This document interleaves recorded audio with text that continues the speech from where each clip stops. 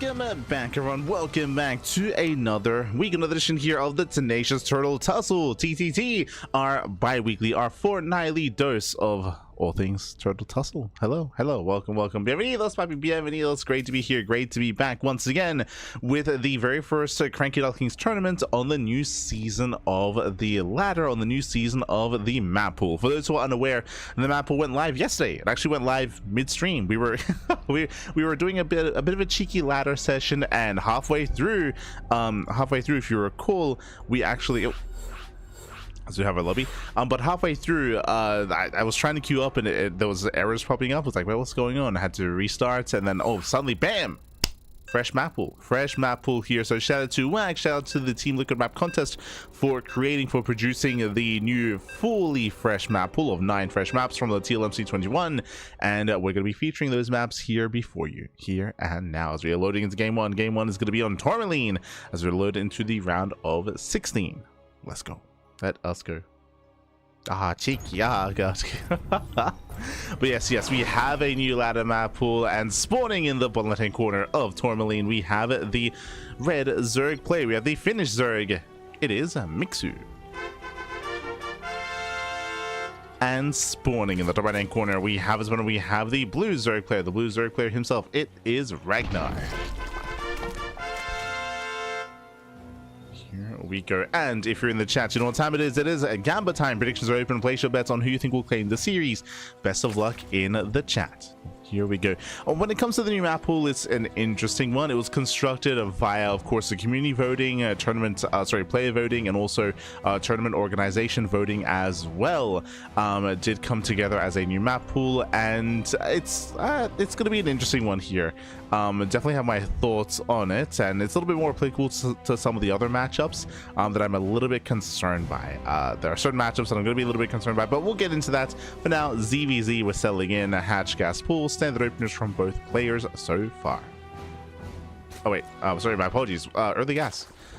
We have an earlier gas geyser here out of Ragnar. Interesting. So early gas means early link speed, potentially even early banelings as well, or an early roach horn, but early aggression is on the horizon here for Ragnar.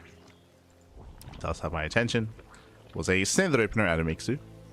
Welcome to Tourmaline. Tourmaline, I would say, is one of the more active and aggressive maps of the map pool, specifically referring to the natural and third base. As you can see here, the attack path from natural to natural is very direct. It is very, very direct here.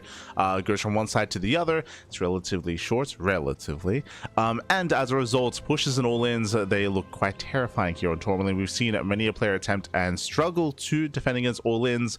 I'm thinking in recent times, Clem versus Cyril. Clem versus Cyril was on Tourmaline, and Clem was able to break Cyril here at his third base location. If you recall, that was not too long ago during the CranKy Gathers tournament. Likewise, I'm thinking of other games with Bjorn. I think of games with Protoss, with Max Packs. So again, we've seen many an attempted and struggled defense here back at home, but in ZVZ it's kind of less applicable. So in a lot of mirror matchups, some of these factors are a little bit less applicable.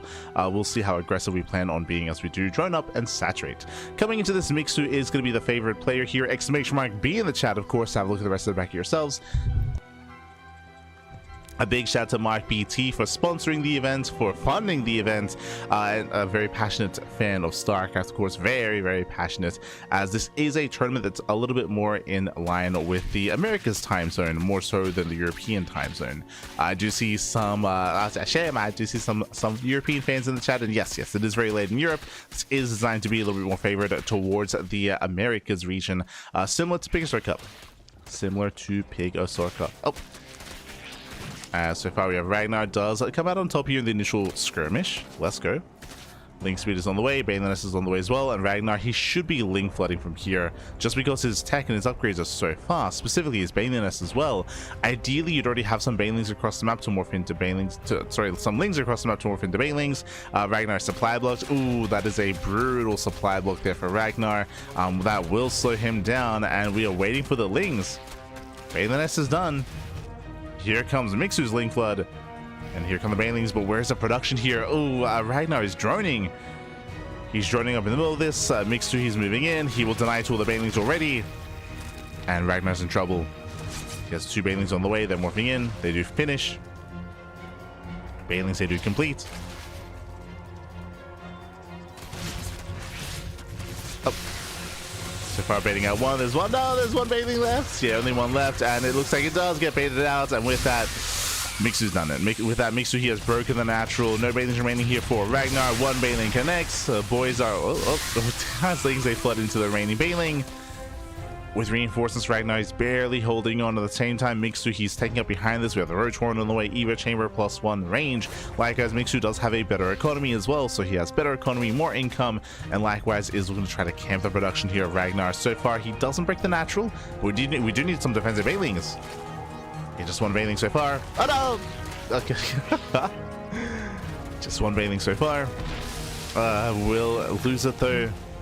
Yeah, will lose the bailing. Baits out the other. So a bit of a back and forth where the third base is going down. And Mixu, oh no! Okay, Mixu, one bailing will be denied. There's still one bailing left. Will complete. Massive connection. Yeah, massive connection here on Ragnar. And Ragnar, he is struggling to hold on. Behind this, Mixu is droning. Mixu is droning up. He's getting gas geysers. He's taking up into roach play. Mixu is already transitioning. He's getting Adeling Bane, and he has broken the natural base, killing every single drone here. Again, it was a more aggressive opener out of Ragnar, but didn't actually make use of that aggressive nature here. Oof. Didn't make use of it in the end. He wasn't able to make use of his earlier nest, his earlier gases. Oh no! And with that, that's the final army here for Ragnar. GG gets called, and Mixu will take game number 1. GG. Whew. GG, well played. Will take a lead in the series. Also, a big shout out to Dubu in the chat. Dubu. Thank you so much. Thank you so much for subscribing to Twitch Prime for 3 months. Thank you. We appreciate the support, and also we appreciate you for stepping in, for taking time out of your day to help admin the event as well. Thank you. Do appreciate it. Senor admin. As we are now getting into game 2, Mixu does take a lead in the series. As I mentioned before, the new maps didn't really apply as much here to mirror matchups, unfortunately. Up next, we're loading into 10,000 feet, another aggressive map in the map pool. Let's go.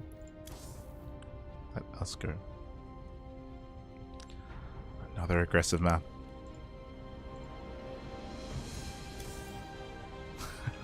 Sir, as we're in an awkward moment where both players made the map, both players made the lobby, both players agreed to join each other's lobby, and then there was no lobby. God, they both got out of their own. God damn it. But here we go. Now we're loading into game number 2 here. 10,000 feet, another aggressive map in the map pool. We do expect to see more aggression, more link floods, more we're expecting our players to be once again in each other's faces, and we'll see if that trend continues here coming into the second game.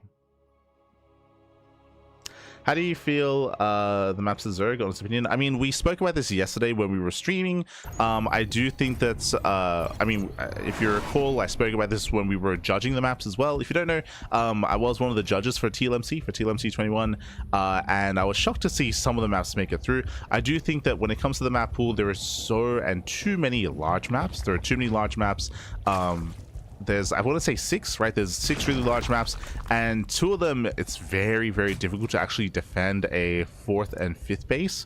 Yeah, it's a little bit too extreme in my opinion when it comes to just how many large maps there are.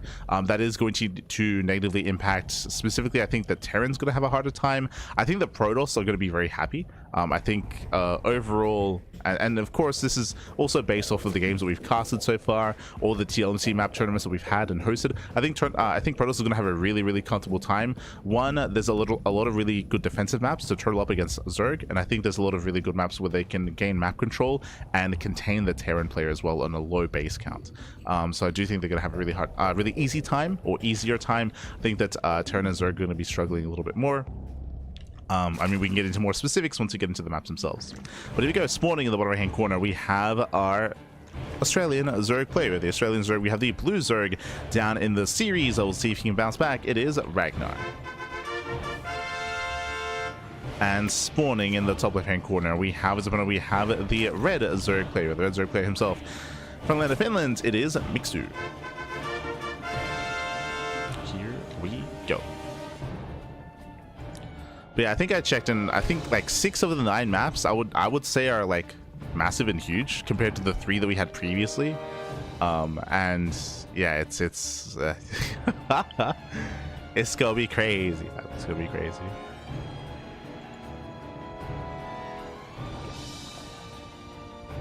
But again, we kind of spoke about it like what 1-2 months ago when we initially went through the maps, when we went through our judging process, if you recall. Like, we already knew this ahead of time.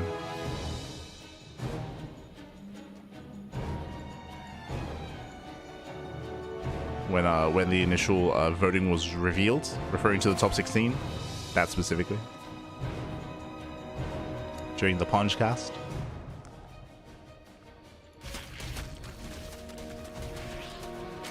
For now, though, it is going to be Hatchcast Pool. I'm assuming, sorry, standard open out of Mixu. Once again, we have a very early Baneless out of Ragnar. Now, similar to last game, my assumption here is that Ragnar is going to be hyper aggressive and is going to Ling Flood and go for a Baneling aggression across the map. But we didn't really get there last game here, so I'm a little bit shocked by that. Also, really late Ling Speed out of Ragnar. I believe he actually spent his first 50 gas on the Baneliness, not on Ling Speed. So this is a very shaky and very messy build here out of our Zerg. And yeah, I don't really see this kind of panning out here. Just the Ling Speed timing is huge, is what I'm mainly concerned by. Like Mixu, he has much faster Ling Speed. He can try to punish these Lings much easier as well. We have 18 Lings on the way. Mixu, he does have a higher drone count as well. Sure, there are Banelings, but Mixu can bully this ahead of time. Oh, we're just passing by each other. Oh. Okay, never mind. We are keeping up. Here come the Banelings. Mixu's got his own on the way. Things engage. Oh. So he pulls back. And you can see here he can just kite back, kite in. Just dance around the Lings of Ragnar. Baneling's rolling forward. He trays out. Oh, God. No. There's one Baneling left. One Baneling, Pappy. Oh, at the same time, two Banelings, they got into the Bane. No, they got into the Bane base. There's barely an economy left for Ragnar. Does try to rush past. And Mixu will clean this up. Yeah, he'll be able to clean this up. There's barely an economy left here for Ragnar. Again, it was a unique build for Ragnar. It was unique, I'll say that at least. But there were kind of like some glaring flaws there, unfortunately. Like worse economy, later timings, later upgrades. And with that Mixu, he should be able to just race across the map. Back at home, there are 6 Banelings on the way, so this will give Ragnar a bit of time. Now, if Ragnar can land some juicy connections, then he can try to recover and bounce back and drone. But he needs some good connections here. Not like this. We'll lose 2 more Banelings, 3 more Banelings, there's 2 Banelings left. Not like this, Pappy. Oh, God. With that, 0 Banelings remaining. Mixu, he does get some massive connections. GG gets called, and Mixu, he will take the series 2-0, advancing on to the quarterfinals. GG. Whew.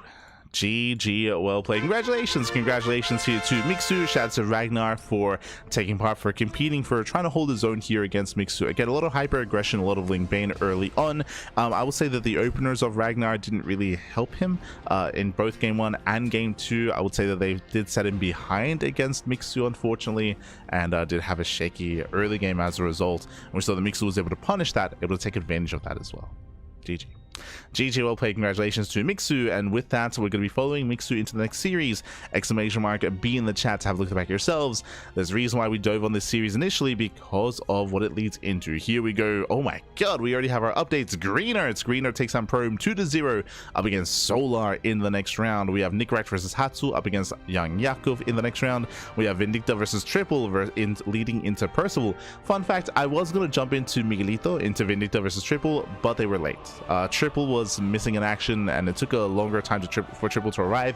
Triple actually arrived by the time we were in game 2 of our first series, so it didn't really line up. I was hoping to get into Miguelito, but again, his opponent was late. His opponent was late. They're currently facing off. They're currently mid-series, and Mixu does take down Ragnar at the bottom of the bracket up against Shameless in the next round.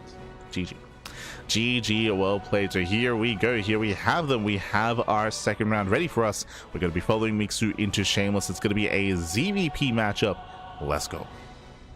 Let's go. And again, Mixu has been looking quite impressive as of late. He has been improving, surprisingly so, is what I will say. Like, Mixu, I will say that he's been a little bit under the radar and hasn't been too active, specifically this year, especially at the start of the year. But in recent times, Mixu, for whatever reason, he has started to devote more time to StarCraft, more time to the game, and has been improving. Like, it has been noticeable. So great to see the growth of Mixu in recent times, and we'll see how he compares to Shameless. As Shameless, he is kind of like the rising star, right? Like, Shameless has been improving quickly and heavily in recent times. I say in recent times, over the past year. Over the past year, Shameless, he improved so much, to the point where he's one of the best Protoss players in Europe. So we'll see what Mixu brings to the table.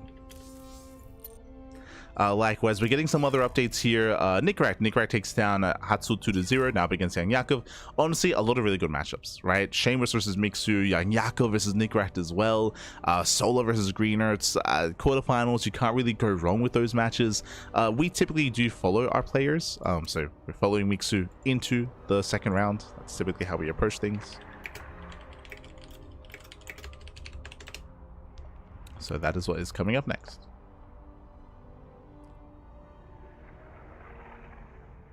Also, it's really weird to say honest opinion at the end. Like, what? You think I'm gonna lie? What are you talking about? But yeah, we already discussed all the maps at length over the past couple of months in regards to our judging stream, our TLMC judging stream, in regards to the podcast as well. So if you want more in-depth discussions, breaking down the maps, talking about the strengths, the weaknesses, what we look for in maps, what we don't look for in maps, what I was praising, what I was not praising in regards to certain features of certain maps as well. It's all out there.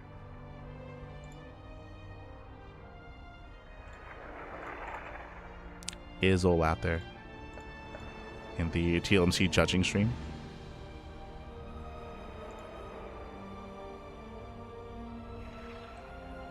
Possible Vendetta versus Percival? Yeah, for sure. For sure. I do think that I favor Vindicta over Triple. But that could be a back and forth there.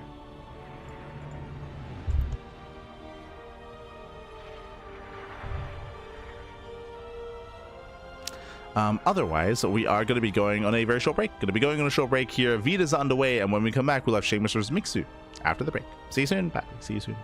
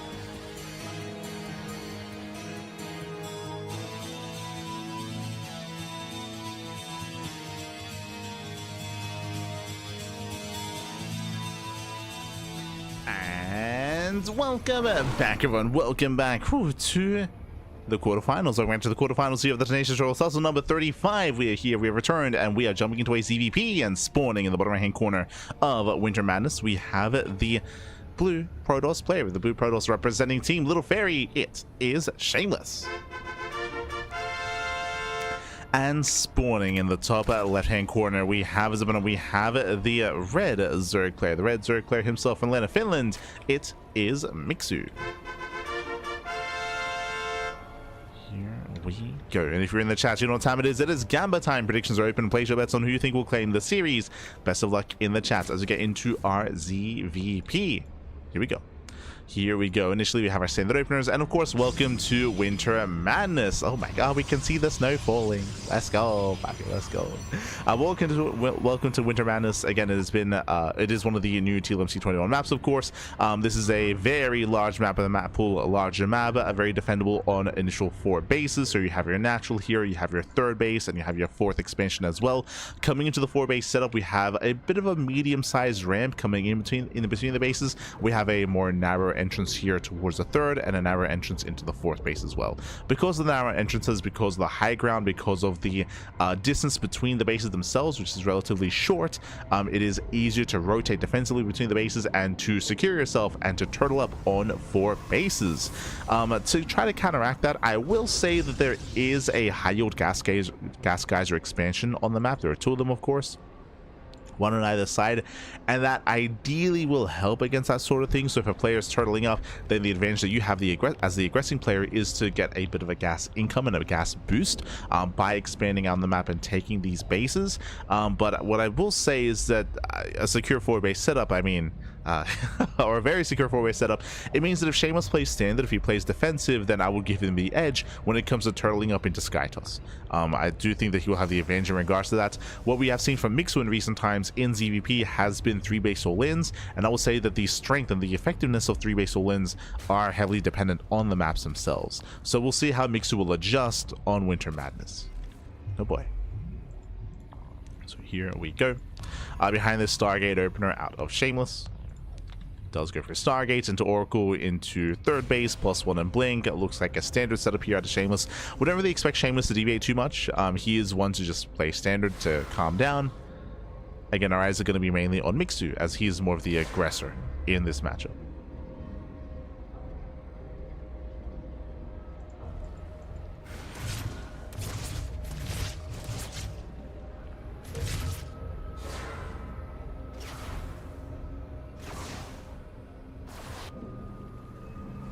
Here we go.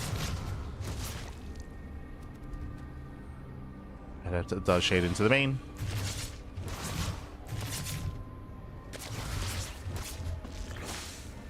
Shades into the main base. So far, just poking in, pulling back. Doesn't quite commit. Again, 2 adepts taking 1-shot workers. Now here comes the 2nd adept. And we'll see if Shameless can find any damage. Again, so far, it's on Mixu to keep up with these rotations. He's bleeding out his lings. Thankfully, Shameless doesn't commit into the mineral lines. Thankfully. Pulls away, and so far, we're settling in. Yo, shout out to the turtle. Beautiful. Oracle does make his way towards the natural. Shameless behind this is getting his 3rd base up and running. He's at maintaining map control. The 3rd base will be able to securely get up. The Oracle does poke in. 4 drones, actually. Okay, nice damage. 4 drones go down. The Oracle does pull away. Early Evo chamber out of Mixu. Looks like +1 melee from the side of our Zerg player. So going to melee, going to Ling Hydra.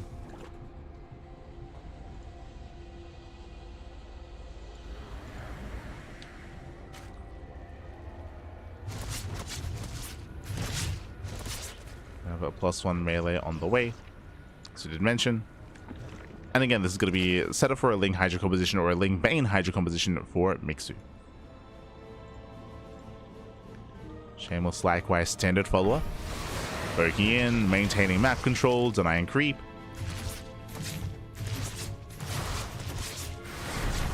As the Adepts shade into the main base, and does he get the queen in time? He does. Ooh, just bail it out. Does get the queen, but will lose an oracle in the process. A bit of a back and forth trade. Adepts make their way into the mineral line, and drones, are they going to start going down? He gets one.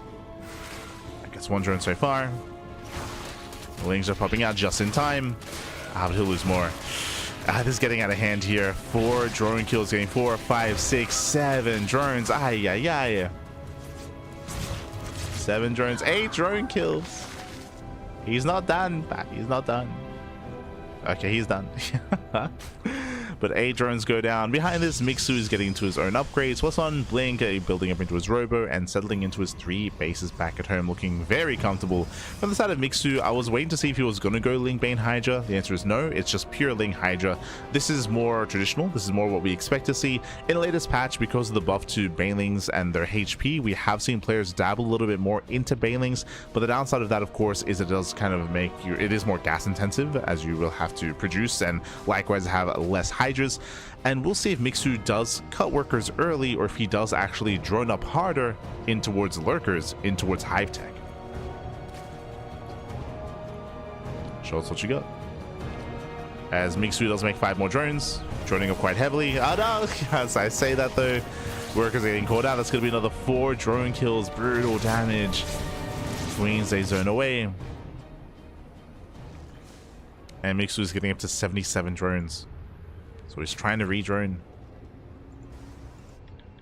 Shameless looking comfortable. Mixu going into Spire tech. This is speaking of being gas intensive, getting into Hydra upgrades, Hydra production, but also going for the Spire as well. This is a bold move out of Mixu. I mean, it is unexpected, true, right? Like the last thing as a Protoss player, the last thing you expect is to see a Spire in this stage of the game. So this can catch Shameless off guard. The problem is though that, I mean, this is going to eat into the overall supply of Mixu, his overall defenses. We'll see if we can hold on. Stalkers poke in. They threaten the queens. This is where the plus on melee lings do come into play. But there's not many. Again, Shameless has been stuck re-droning. Oh, almost gets one. Almost, but not quite. Things are going down. Gets one of the queens. We'll lose 1 stalker in the process. Oh! Mixu wants 2 and 3. There we go. 3 stalker kills. Not bad towards the end. And Mixu's holding. Mixu is holding on. Remember, Shameless wasn't all in. He wasn't going for an 8-gate all in. If he was, I think he probably would have killed, to be honest. But thankfully, he wasn't going for an all in. Behind this, he's expanding, getting a 4th base, taking up into Storm, getting into a longer game, which means there's a higher chance that this Spire comes into play. Spire is done. Do we go into the mutas?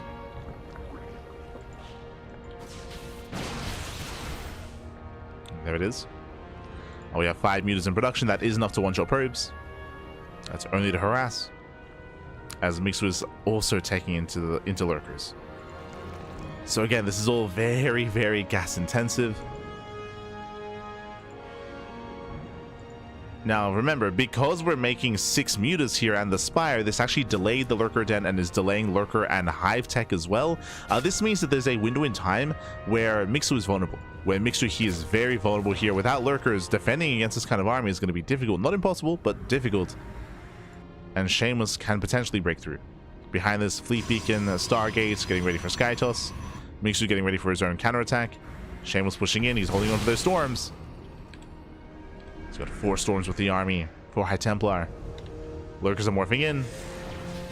Base is under fire. At the same time, Mixu does hit the right-hand side. We'll take a storm to the face. Oh, Lings get us around. Yeah, Mixu not paying attention. But so far, he does hold on. No detection, no revelation. Yeah, no revelations here. At the same time, mutas, they do get across the map. Probes are falling. Nice damage here by Mixu. The mutas, they harass. They get 12 probe kills. At the same time, Shameless, he has no detection. He cannot push in. But the Zealots, they get into the main. Okay, we have a back and forth. We have mutas in the main base, Zealots in the main as well. Stalkers are pushing in. But again, we need some more detection here. We need some more revelations. If only one of the oracles didn't go down earlier. So far, 14 versus 14. 14 probes go down for 14 drones. Mixu, he does defend. He retains the base, retains the economy for the most part. And Mixu survives. He survives, he holds on. Now there should be a counter timing here. Now there should be a window in time where Mixu has lurker tech before Shameless has Sky Toss. In saying that though, Tempests are coming. Like the Tempests are on the way. That window is closing. As Shameless, he's perfecting his army, and as we mentioned before, it is easy to defend on 4 bases on this map. The Hydra run-by was unsuccessful. Shameless is very comfortable here on a 4-base economy. The 5th base is a little bit more exposed, but what I will say is that if you can take the 5th base here, then your 6th base is far easier, of course. It is very close by. We'll see how Shameless does rotate. We'll see what base he ends up going for. Does he go for the base next to the natural, or does he expand forward towards the Zerg?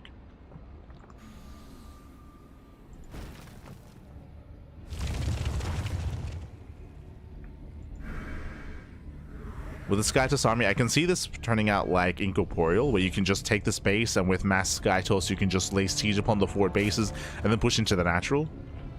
I do think that this space is going to be a little bit more secure and easier for the Terran to take in TVZ, for example.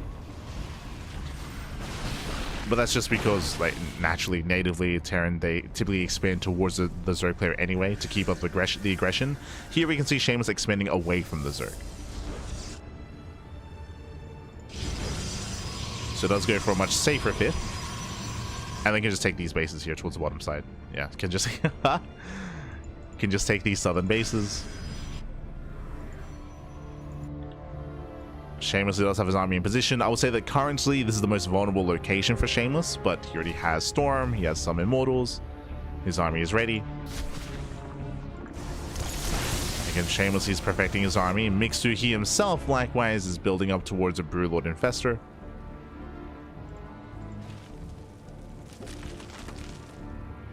That window where we spoke about has come and gone. Like, now there's plenty of Tempest, now there's plenty of Skytoss. So Lurkers and a winner is effective. And again, it's going to be on Mixu to refine his army and to ideally throw away these Mutas and throw away these Hydras. We're going to get rid of the Hydras and Mutas and replace them with Spellcasters, with Corruptors. Mixu, he has to work on refining that army. He's going to work on it. Shameless is already maxed out. Oof. Am I blind? I swear there was a High Templar here earlier. Am I crazy? Okay, no Templar, no Storm defensively. Oh. Speaking of, Mixu looking for a way in, actually rotates towards the 3rd base. Okay. And Shameless, he's out of position. Yeah, he moved out. He moved out. The base is exposed. Shameless does he recall.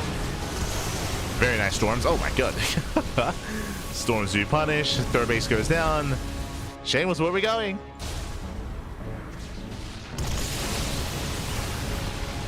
Shameless's main army is breaking through. But again, he was woefully out of position here. Now the natural's exposed. Shameless, now he's turning back around. And we're trading bases. We're trading bases. Shameless, who will lose his 3rd base. Oh, as these Lurkers are going to get picked up. Shameless will lose his 3rd. Likewise, his natural's also under fire. At the same time, though, we do see Shameless pushing in, taking down the 4th base of Mixu. Oh my god. And bullying those Corruptors. And again, this run by this Ras is amazing for Mixu. But can he stop the main army? Can he stop the main army? That's the real question. Mixu, he has 1 Infestor. Oh no, the Corruptors, they do move in on their own. They do get 1 Tempest. Get 1. 27 probe kills. I mean, that is a lot of damage. We're getting messy.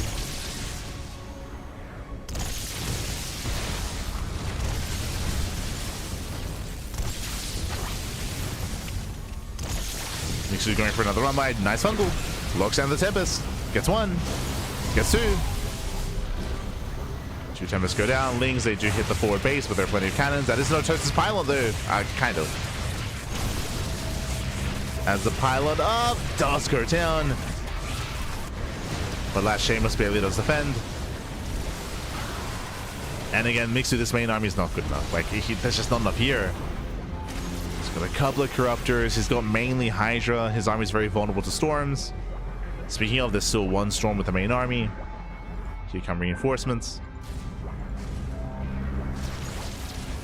Oh, Fungal on the Mothership, Fungal on the High Templar. But there's that Storm. And Shameless can keep pushing in. Now he's calming down. Pulls away, he's trying to resaturate his bases. +1 barely did not complete. Nice little run by. And Mixu's hurting. Mixu is hurting quite a lot here. He's got 2 infestors. He's holding onto 1 fungal. Shameless is pushing onto creep, but he's safe enough to do so. Did lose most of his Tempest though. But yeah, now they're coming in. GG gets called as Shameless. He has far too much to handle, and Shameless, he will take game number 1. GG. GG, well played. For the most part, Shameless was in control this game. There was a nice moment for Mixu where he was able to punish Shameless for being out of position. If you remember, it looks like Shameless, he was going for his own counterattack with his defensive army, and there was nothing to counterattack. There were no bases where he was headed. So as his army moved out, Mixu moved in, and hey, Mixu, he got, what was it, 27 probes. He killed 27 workers. He killed the 4th base. Oh, sorry, he killed the 3rd base. He killed the 3rd base, and he was able to disrupt some of the production as well, some of the upgrades. So it was a very successful run by from Mixu, but as we were trying to emphasize, the reality is he could never stop the main army, right? He could never stop the death wall of an army that Shameless had built up. He was just stuck on too many Hydras, too few spellcasters, and a big reason for that, if you remember, it was because Mixu did struggle in the mid game. He lost so many drones to the Oracle harass, to the Adept harass. He did stumble his way into the mid to late game, and that's why we saw that Shameless was as comfortable as he was. GG. GG, well played, and now we're getting into game number 2. Let's go. Here we go. Spawning in the bottom left hand corner of Tourmaline, we have the blue Protoss player, with the blue Protoss leading the series 1-0 for Team Little Fairy. It is Shameless. And spawning in the top right hand corner, we have his opponents. We have the red Zerg player, the Finnish Zerg. Down in the series, we'll see if he can bounce back. It is Mixu. Here we go. So we are loading into game 2. And what I will say is that, welcome to Tourmaline. Tourmaline is a map that favors more aggressive builds, that favors more, or it does make it more difficult here to be defensive on your initial 3 and 4 bases. So this is a map where Mixu can be more aggressive, can be more assertive. This is where he can have momentum himself if he does cut workers early and commits into an all-in. Now, the reasoning for this, as you can see here, we have a massive entrance in between the natural and the 3rd base. Likewise, there's no high ground, there's no point of elevation, there's no side blockers either, there's no rocks. Going from your natural to your opponent's natural is just one straight line. It's just one straight line. There are some side blockers here in the center, but that's it. Like, this is the only real obstacle in the way. Otherwise, you can just walk from one side directly to the other side without any real defensive position to try to slow the army down. Not just this, but there's also a very wide entrance here that can be made even wider, by the way, by knocking down these rocks. So a massive entrance into the 3rd. So massive entrance into the 3rd base, massive entrance in between the 3rd and natural. So all-ins and aggression are heavily favored here on Tourmaline, and we're expecting that out of Mixu. Now, it goes both ways. As Shameless, he can be aggressive himself. He can be hyper defensive as well. We'll see how Shameless adjusts. We do expect him to divert from just a regular standard opener. He can go for earlier blink. He can go for earlier glaives. There are ways for Shameless to adjust as well.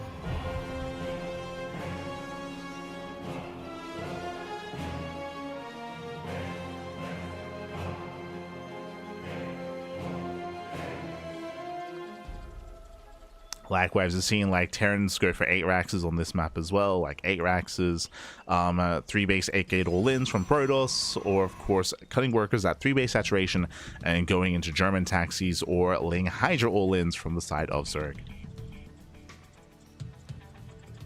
So we have aggressive options before the late game, before the Sky Toss.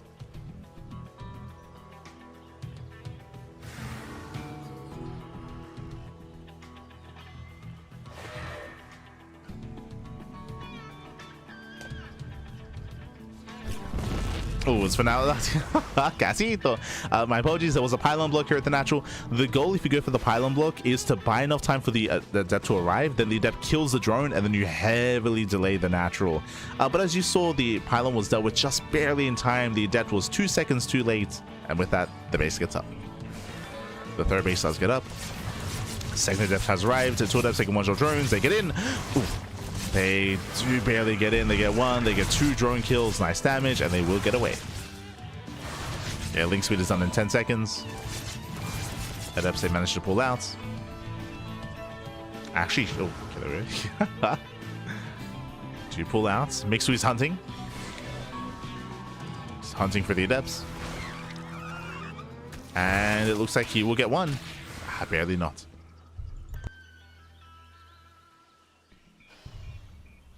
They're not. Shamelessly does a race back home. Lings are here to hopefully hunt down the adept. And it looks like they barely will. He gets one. Adept goes down. Oracle into the main base. Spores are delayed. Yeah, no spore in the main. Gets 3 drones. No spore. We are skipping spores. So a little bit greedy there for Mixu. Relying on queens. That is an earlier Twilight Council. So we spoke about this earlier, right? How Shameless should the Protoss should also be adapting to the map as well. And we're seeing that. Early Twilight Council, late Forge. What does this mean? This could be one of 2 things. Either early Glaives or early Blink. If we see a late Forge, then it's going to be Blink. If we see no Forge, it's going to be Glaives. Meanwhile, 2 Oracles. Remember, we spoke about it. No spores, and this is critical damage. 11 drones. 11 drones go down. Mixu getting punished for skipping that spore. He had a spore in his main is natural, but not at the 3rd base, and that is critical damage. We have the answer: late Forge, early Blink. If you're curious what this means and what the purpose of this is, early Blink in such a way with a delayed Forge means that if Mixu goes for a 3-base all-in, Blink will be done in time to defend. Like Blink will be a factor in the defense. So really early Blink allows for a stronger defensive play early on. It also means that Shameless can be aggressive earlier as well. If there is no all-in for Mixu, he can move out, he can apply pressure, and deny the 4th base of Mixu.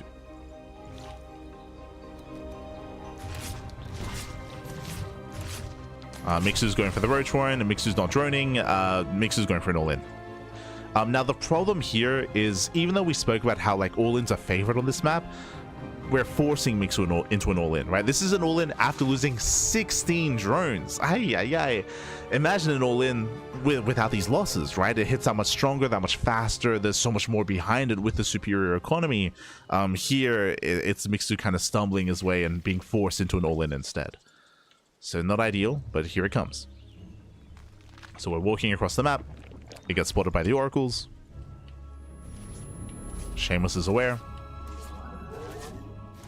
Oh, and he does have a bit of a misrally. We'll lose 1 Oracle. That's pretty huge. That means less stasis traps. Less stasis traps, less pulsar beams. Shield wires now being thrown down. A bit of a late reaction here by Shameless. Blink is done. Remember, we spoke about that. Due to the early Twilight Council, Blink is going to be a factor. Clouds are coming in. This area is so open. It's so open. He's breaking in. He breaks through.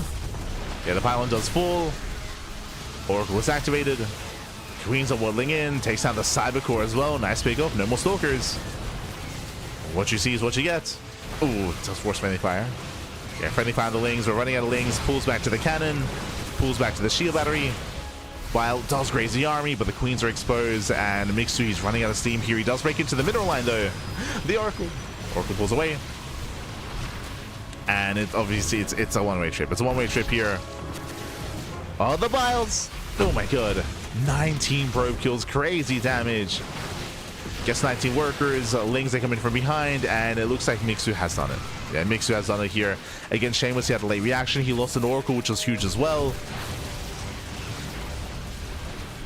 As Shameless will eventually clean this up, but what's going to be left? What's going to be left back? As Mixu now is joining. Mixu is joining up. He's saturating. The all-in has ended. And where exactly are we from here? Okay, so first things first, Shameless still ahead probe-wise. Shameless is still ahead economically. So what is scary? Okay, we need more damage.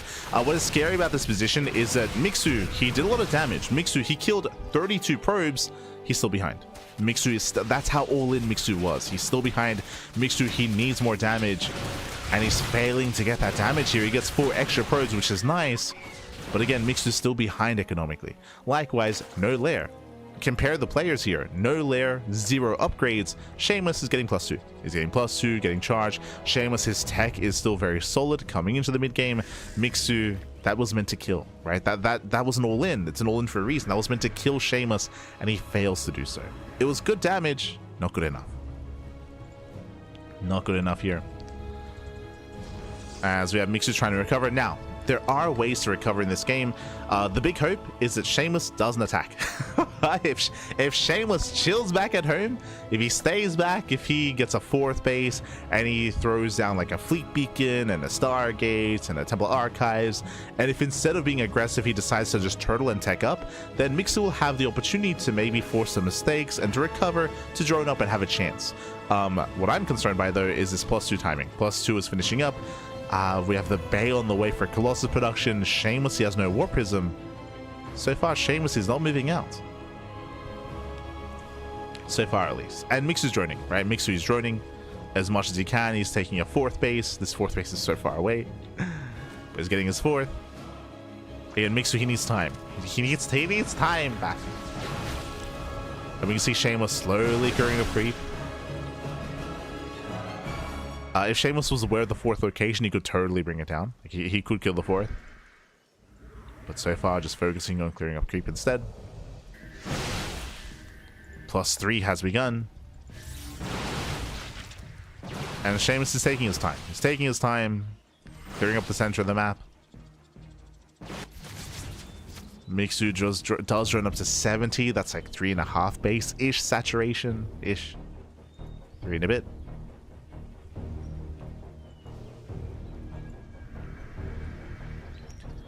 And it looks like Shameless is uncomfortable moving out without any splash damage. So wait for the Colossus into Temple Archives. I mean, hey, like, he's teching, right? Like, he's teching up, which is giving Mixu some time. Now, I would have hoped, and the best way to have taken advantage of this would have been Mixu, instead of making all these Hydras, and I understand he was scared of a push, is to fully drone up the 4th and get a 5th base. He's getting there kind of, but again, we could have just focused on droning, taking gases, getting a 5th base, just to be a little bit greedier, to try to get away with the greed. Shameless is moving in. And again, we'll see if Mixu can survive until Lurker attack. If he can survive until Lurkers, he can slow the game down and force out Sky Toss.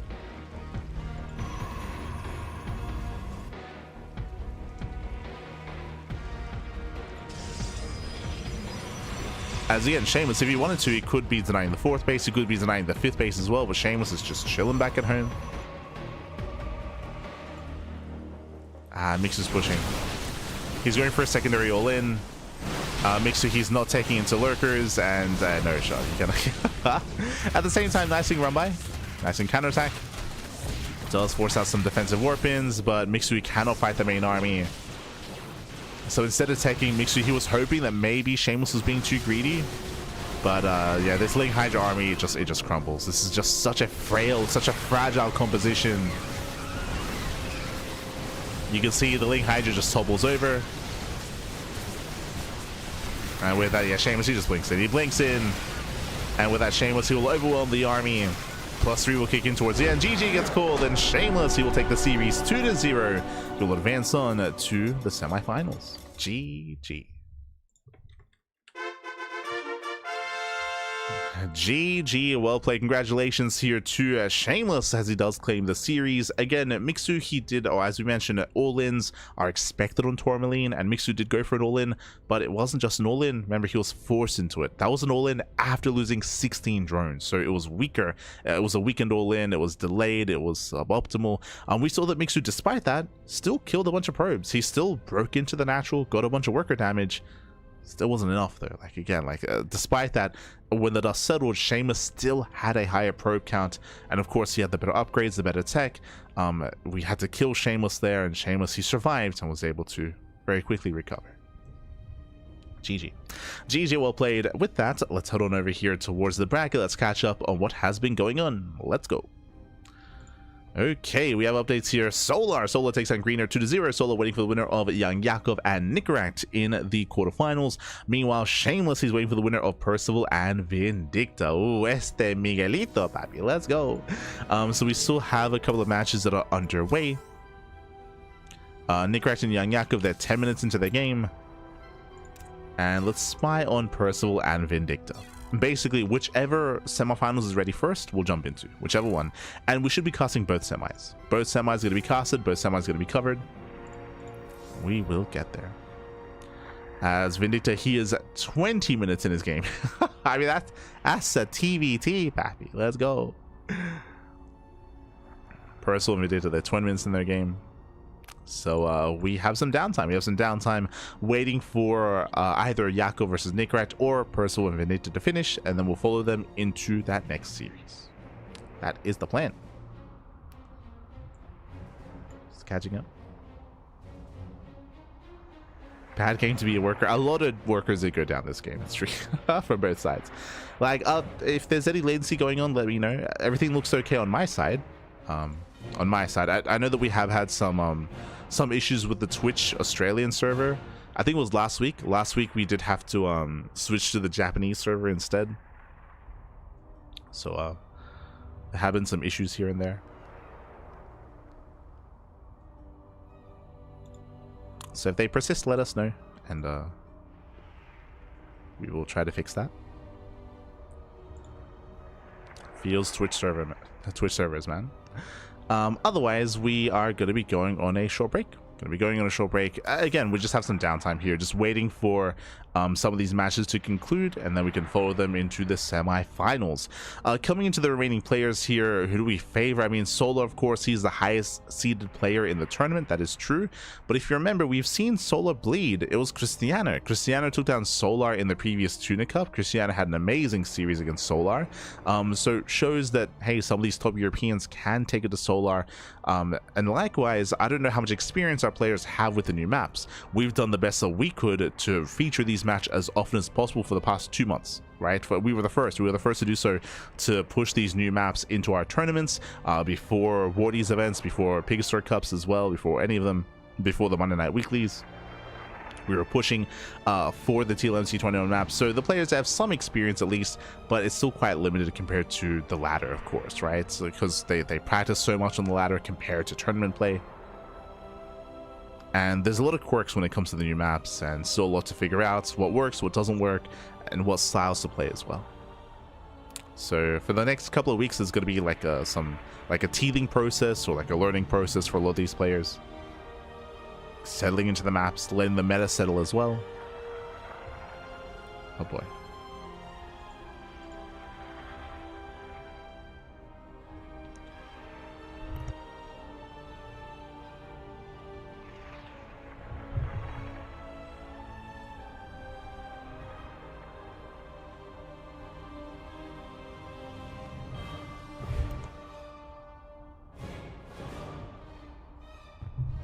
For now, though, we are going to be going on a short break. When we come back, we'll have our next series. We'll have one of the two semis. We'll see you soon. See you soon after the break. Oh.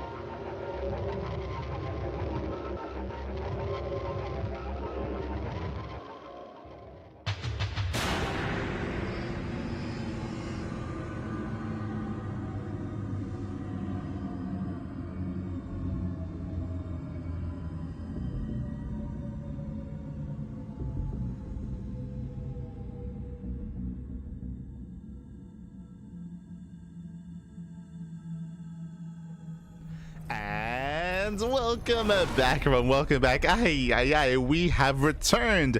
We returned with the semifinals or semifinalists here of the Tenacious Turtle Tussle number 35 with a very special series here in this very special setup. Not the first time. We'll get into it. As spawning in the bottom right hand corner, we have the South Korean Zerg player. We have the blue Zerg representing Team Falcons.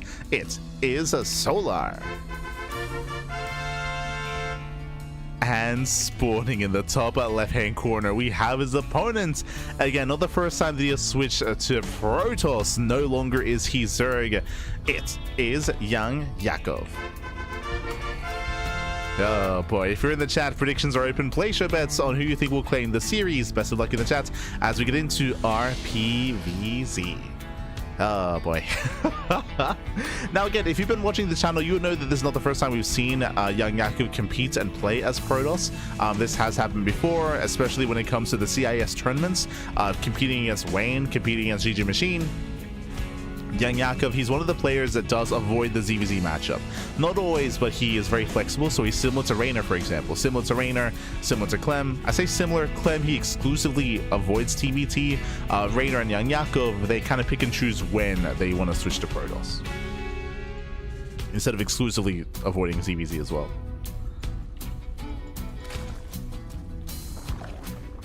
Now, if you're curious, how good is YoungYakov's Protoss? It's pretty good. It's pretty good. Coming into this solo, he was like, how much MMR is your Protoss? And Yakov is like 7,000 MMR. Let's go. Let's go. I mean, I would say it's good enough to compete and to compare against Solar for sure. Solar's still favored. Like, Solar, he's still the favorite player here. Solar, his ZVP is still on point. So we'll see what Yakov has up his sleeve. For now, Solar forsake the unnatural natural. Force it to expand elsewhere.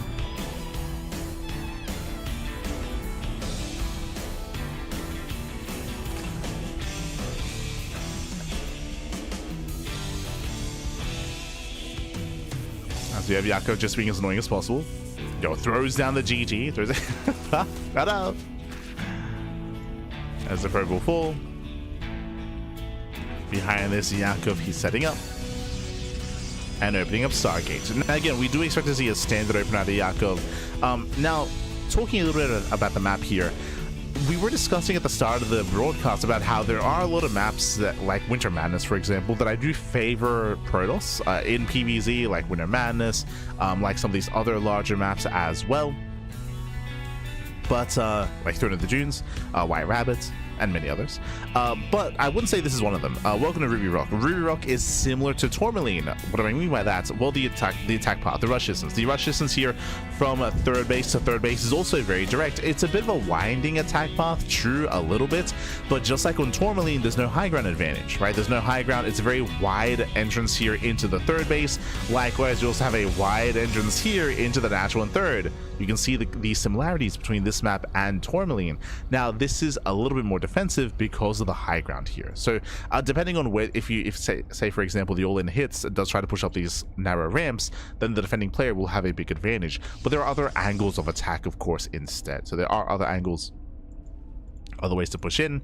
The rush distance by ground is relatively short as well. I believe it is shorter compared to Tourmaline.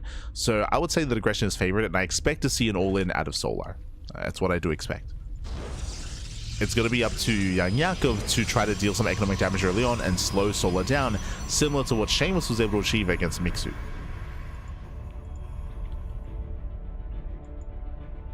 Again, I would say that it's more difficult to defend and to turtle on 4 bases on Ruby Rock than on other maps. Twilight Council's on the way. That is going to be a bit of an earlier Twilight Council. Do we go into Glaives or Blink? We'll keep an eye on Yakov.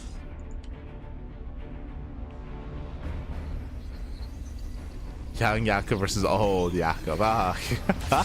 Oh, as the Oracle is thrown away, the question mark. Solo with the question marks. The ping, baby. True, true. Smudge. As the Oracle is thrown away. Solo's having fun as well. Oh, God. And Hick on the Roaches. As we mentioned, we expect to see an all-in. Solar is cutting workers at 44. That is 2 base saturation. So 2 base saturation. Queens are moving out. Creep is spreading. Roaches are coming. And the all-in is upon us. It's all or nothing here for Solar. a much earlier all-in compared to what we saw out of Mixu, as it does cut workers very early. Roaches are spotted. Lings, they slip in. They the wall was open. Oh no. Calm down, Solo, calm down. And here he comes, here comes the all-in. Solo is here to end the game. Again, it's been a shaky setup here from Yakov. It's been shaky, pappy, shaky. We have some shield batteries on the way. Roaches are pushing in. Breaks in, breaks through. Rotates over shield, but they're not done. Yeah, there's no shield battery here either, so Sorkers will fall. The Oracles, they can only achieve so much, and Solo, he's done it. He has broken the third. I mean, again, the map itself also does favor these all-ins as well, so Solo, he's already arrived. Gets into the mineral line. Another Oracle goes down. And with that, Solo has done it. That's Solo, he has done it. He has broken the third base. The boys are going to be trying to pull away. Lings will chase down. They'll chase him down back.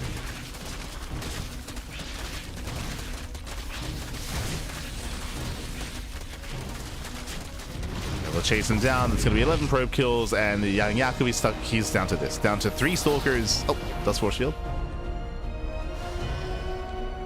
It's force field. Lings, they do slip in. We're waiting at the force field. Solo has now begun to drone. He's droning up. He's saturating. He has crippled YoungYakov. And if Solo wants to, I feel like he could probably commit in even further. Like just double down, morph in some Ravagers. So taking it easy. The Oracle does achieve some damage. 4 drones. Yo, is this one YoungYakov when he throws down the question mark? Is when he ah, no. But again, Solo, he's very, very comfortable here. He's able to drone up, saturate, getting his 4th base up and running, getting into +1 melee, roach speed as well.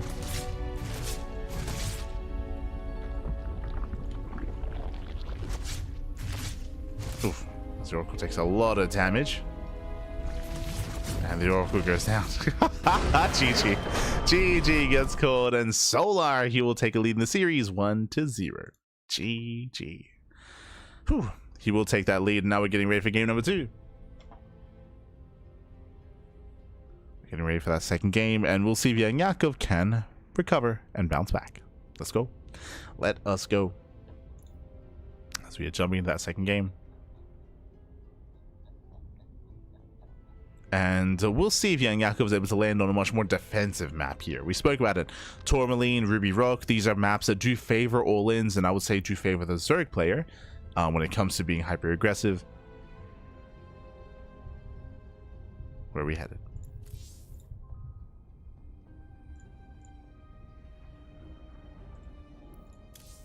Oh.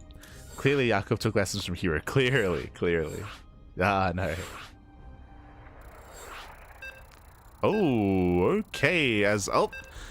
We are loading into game number 2. We're going to be loading into Winter Madness here. We're going to be loading into, I would say, a larger and a much more defensive map and a better map for Protoss when it comes to turtling up.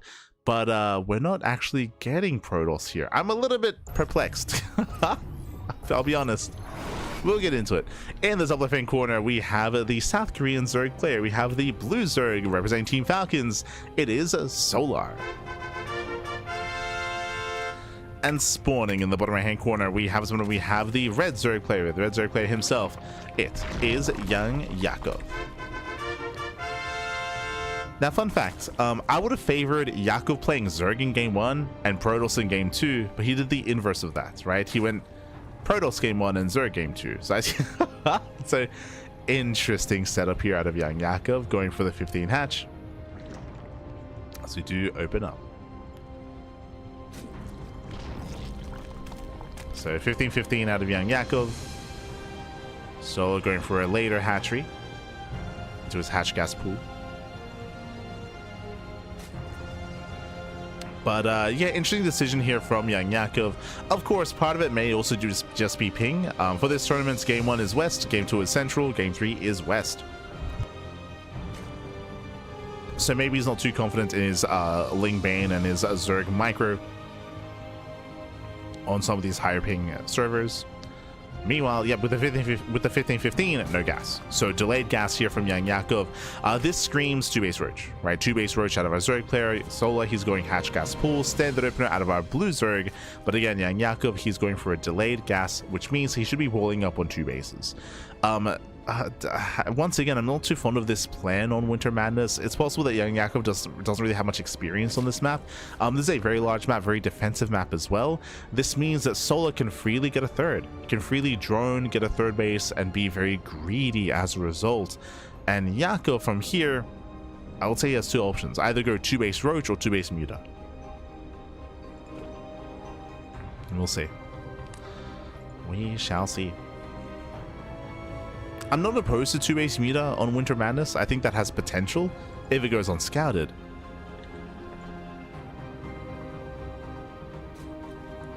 Now, if you're curious why I'm emphasizing that it's going to be 2-base, one thing or the other, because of the build of YoungYakov, because he went for a late gas, you can see no link speed, right? He has no link speed compared to his opponent. It also means that he will have no banelings either. So there's going to be a big window in time where Solo will have speedlings and banelings as well, and that means that YoungYakov should never be able to expand, at least not early on. So Yakov should be contained on 2 bases here. If he tries to expand, he will just die. Yep, there it is, lair. So 2-base lair, and he should be rolling up. Should be rolling up here at his natural. You can see that he's skipping link speed entirely. This is why we did mention either 2-base Roach or 2-base Muta. And both are still viable options here.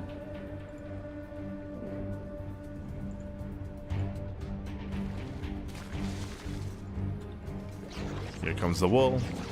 There's that Roach Warren. Even if we're going mutas, you do want a Roach one here to make it look like you're not going mutas, to deceive your opponent. Gases are being taken. That's going to be the third gas guys. Oh, almost. Yeah, the tumor's in the way.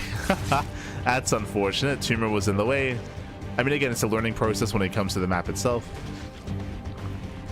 And I'm still expecting a Spire. Do we go for the Spire? Do we go for the mutas? Pulse on range is revealed. Starts up range and no Spire. Okay. Roaches. So 2-base Roach. And Solar scouts immediately. Solar, he sees the researching Eva Chamber and he sees the researching Roach Warren. So he knows that the lair is done and he knows that we're investing into Roaches. So behind this, Solar, we were focusing a lot on what YoungYakov was up to. Because Yakov is stuck on 2 bases, Solar, he's free to drone, get his 3rd base, get a superior economy up and running. Just build up a superior economy. Getting into Carapace, bit of a later layer, of course, now taking his gases. And Yakov should have an upgrade advantage. Solar should have an economic and, as a result, army supply advantage instead. So Solar will have the large army. Now what's important is that Yakov, he's not droning up on 2 bases. You can see here, he's droning up to 1.5 bases. It's an all-in. So 2-base all-in, a quote-unquote 2-base all-in, where he's undersaturated at his natural. And the goal here is to lure Solar in and hopefully have Solar be too greedy and drone up his 3rd base. As you can see here, Solar, he's droning up a little bit, but not over-droning. If Solar was making like up to 10 workers here at the 3rd, I would be concerned for Solar. But here, he's cutting workers a little bit early. He does fully drone up on 2 bases, so he has been a little bit greedy, that is true, but I think he should get away with it, especially on a large map like this. Here comes the all-in. Here comes the all-in. Solar is getting ready back at home. It's going to be close. But we do see YoungYakov, he has double the Roach counts, but there are queens to defend, and Solar has a defender's advantage. Plus one Carapace is done. Solar does not need Roach speed. And Yakov, can he break him here and now? Does Solar step in? And has Solar been too greedy? It's going to be close. It's going to be very, very close. Roaches are falling, but more Roaches are trickling in for Solar. Queens are going down. Yakov doesn't have enough. Yeah, he does not have enough here. Yeah, with the reinforcements, Solar, he will defend. Yakov, he gets 2 drones. He gets 3 drone kills. That's nice, but not enough. Yeah, this is not good enough. Now we have the Spire. Desperation Spire out of YoungYakov. The Hail Mary mutas.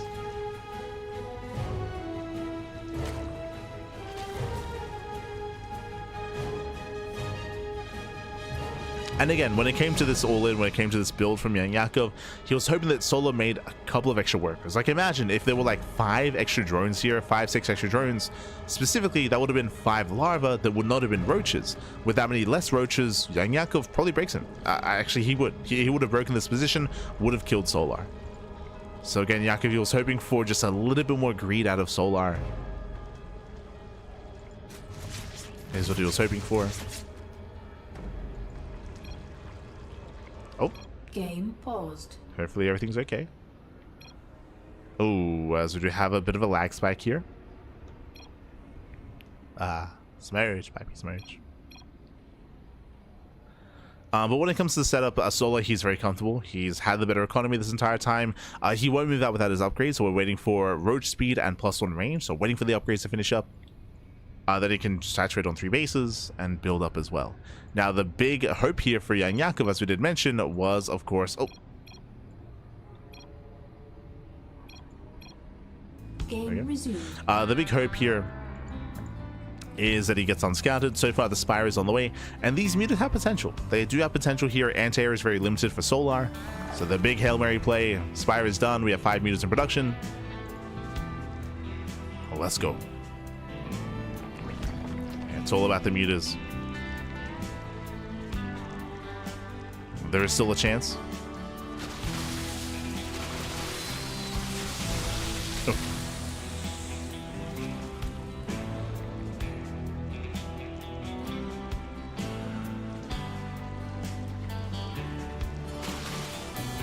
There's still a chance. So far we have Yakov catching out some Ravagers. Solar moves in, mutas are revealed. He reveals the muted spine coolers is not yet done. Oof. And Solar gets in. Solar, he breaks through. Gets up the queens, takes down the spine cooler. Drones are soon going to be going down. With reinforcements, can YoungYakov hold on? He will be able to. Oh. He will be able to here. As Solar, he's running out of this army. Lead everything out. Does win the fight in the center of the map. Kind of. And behind this Solar, he's been droning. He's been droning, been saturating. So far, no spores, late hydrogen.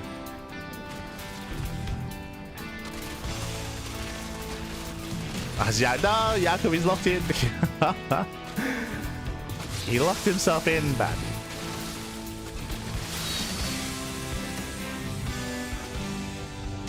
Mutas are giving chase. The spores are late. We have queens left. Yeah, he's got 3 queens here at the 3rd. Mutas, they dive into the main base. Spore is done. And the Hydras are coming.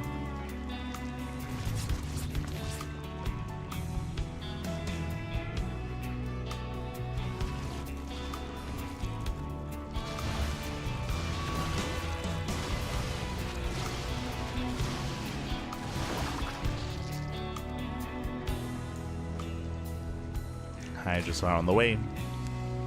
Solar just building up his Roach Hydra.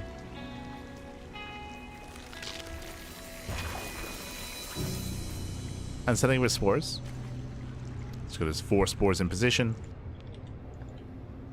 His Hydras and Queens that can rotate and respond.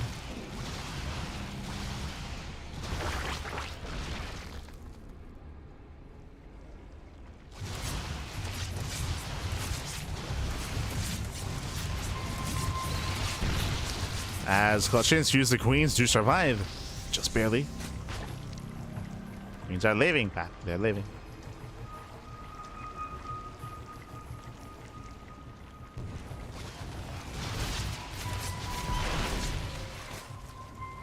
And Yakov behind this is trying to drone up as best he can. He's trying to saturate, taking more gases, getting his 3rd base up and running. He's somewhat holding his own. Just need to buy some more time.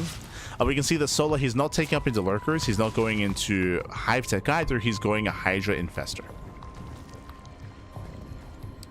So Hydra Infestor here. Out of Solar.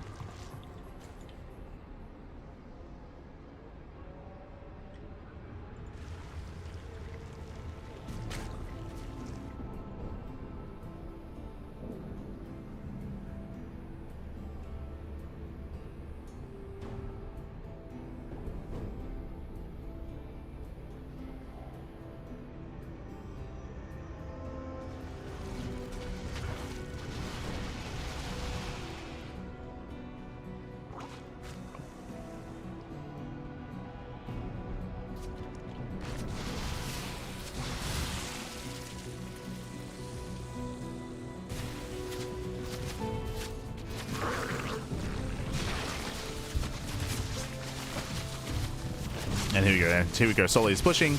He's holding on to 2 fungals. So he's got a couple of fungals available. That's a lot of mutas here for Yakov. After you cannot engage. You cannot engage the fungals. They should zone away. Ooh, fungal on the banelings. Likewise, another fungal lands. Nice kiting. Mutas are trying to collapse in. But there are so many Hydras. GG gets called, and Solar he will overwhelm. He will take down Yakov 2-0 and advance on to the grand finals. GG. Whew. GG, well played. Congratulations here to Solar as he does claim the series, does advance on. Again, a bit of a quirky series here to YoungYakov. Initially going for Protoss, then of course switching to Zerg. I was kind of hoping for the inverse of that instead, but regardless, GG, well played as he does claim the series. Solar, he is now our first finalist, and the question becomes, who will join him in those finals? Let's go. Here we go. As it looks like our players are ready. Players are ready, and we are jumping into the lower semis already here. The vetoes are done. Percival versus Shameless up next. Let's go.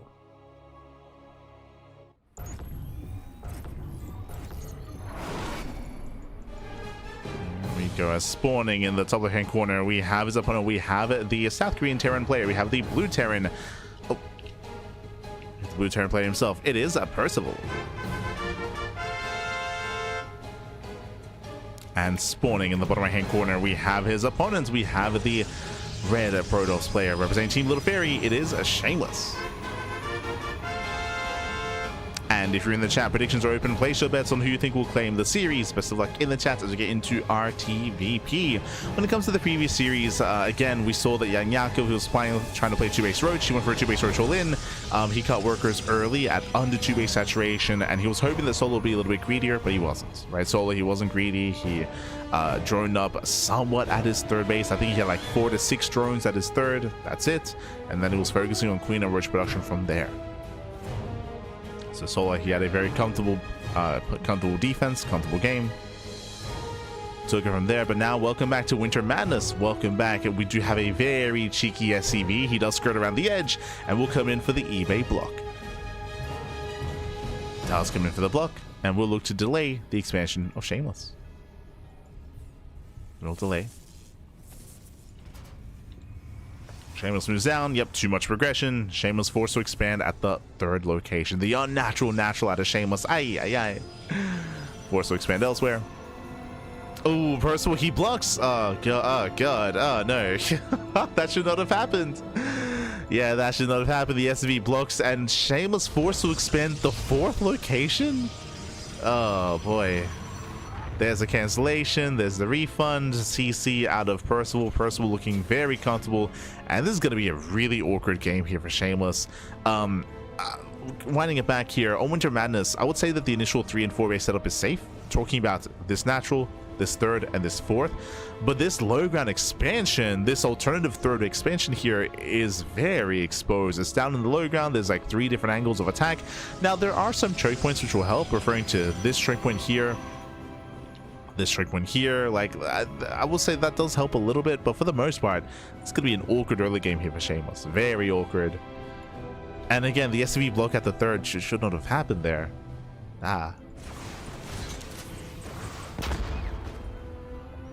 So really awkward start.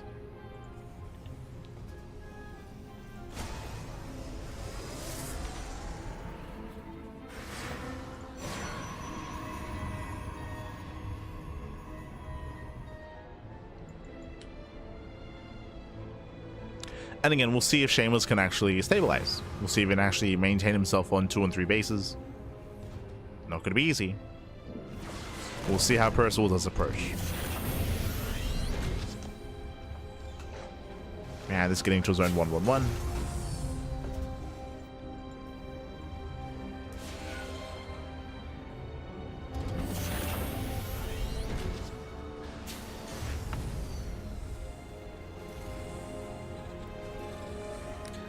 Tech Lab is on the way. From here, we can add-on swap into Banshees. We'll see where Percival takes us. As Percival, he'll lose one Hellion, but alas, Adepts are being hunted down. A nice kiting out of Percival. He pulls away, he takes on both Adepts. Ooh. Takes on both. Early tank production, doesn't go for the swap. Ooh, this is hyper aggressive. As Percival, he's going for early tanks into the follow-up tech lab. He can build up to 1, 2, 3 tanks and push early on. Basically, Percival, he's delaying Stim. Or I should say, Stim is going to be much later here in comparison to the massive amount of Banshees and tanks. And this can lead into an early move out.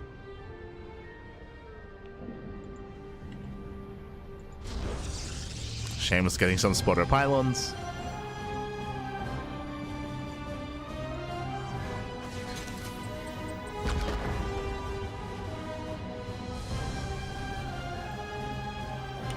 Yep, first tank is already out, second tank is on the way.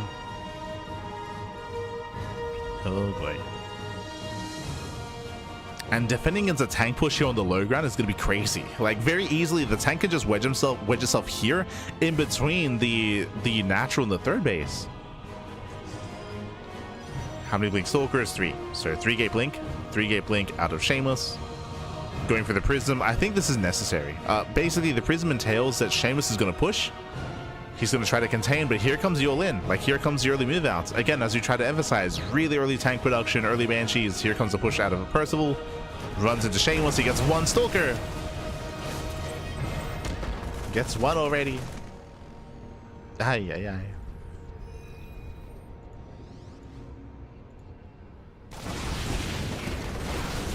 The boys have arrived.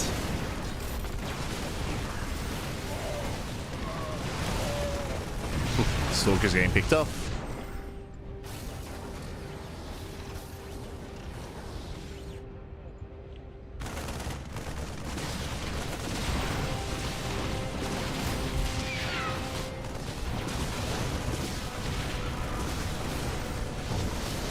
As Percival does move in. Yeah, moves in. Tank volley's going up. Massive tank shots on the Stalkers, and Shameless has nothing. Like, there's like, he's just crumbling here. Bleeding out Stalkers. As we mentioned, this tank positioning is brutal. Oh, Shameless bleed. Oh no, he'll lose 3 more Stalkers here. Barely has a standing army. He's going for the dive. The Immortal has arrived. Let's go. He can break the tanks. Gets one, gets both. Both tanks go down. Shameless, he's surviving. But we're still rallying. First, we're still just rallying across the map. Takes down the final Stalker. There's one tank left. Marines, they start to step in. They turn away the Prism, which means the Immortal is forfeit. Yeah, tank barely pulls away. And again, there's no defending this expansion. Like, no horror shot. No defending this base.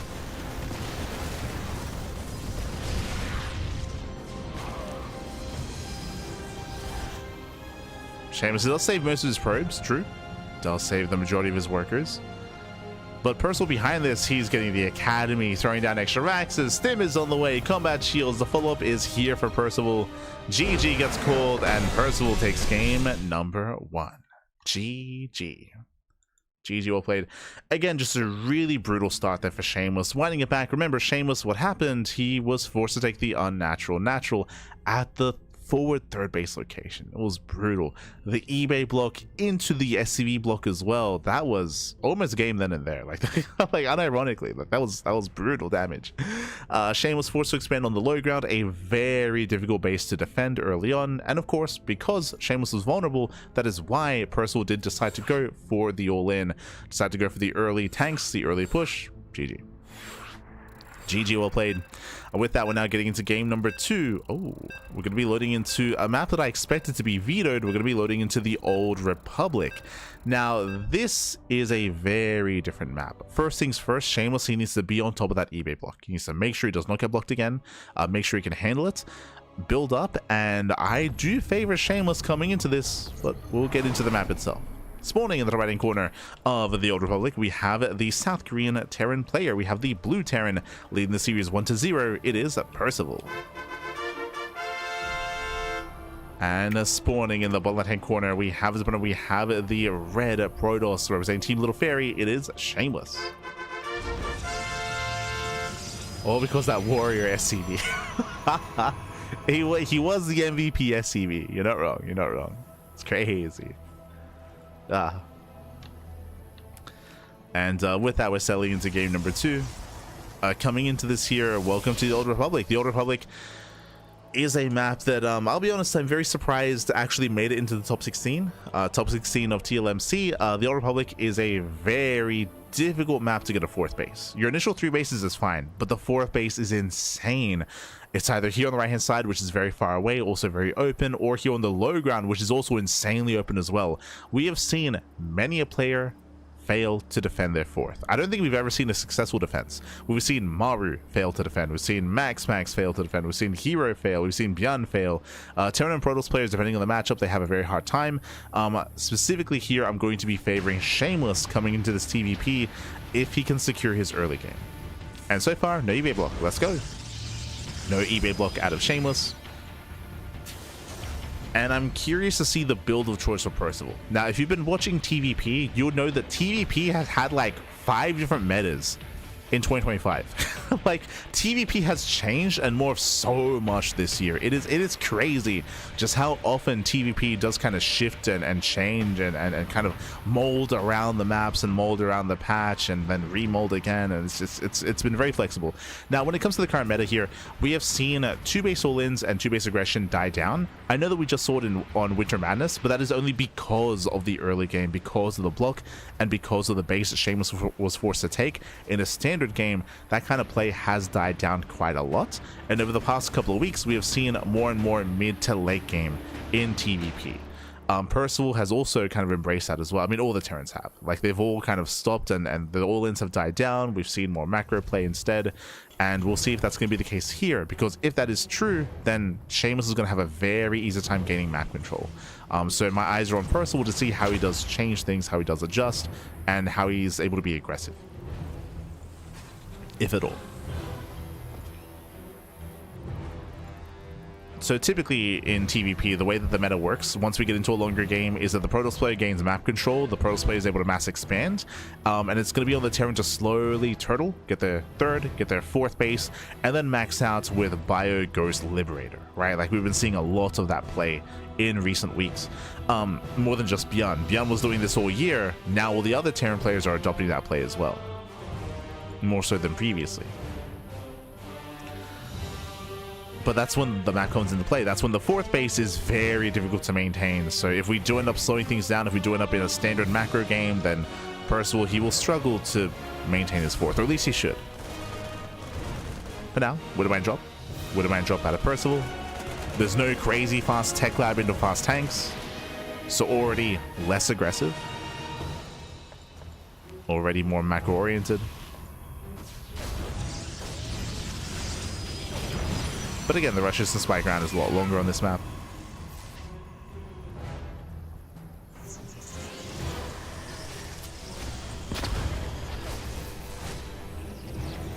Ooh. As the Reaper is sniped. Here comes the initial Widowmine drop. Whereas what he's building up. What you have is a welding tool, everything needs to be blurred torch or something. Ha. Ah, no.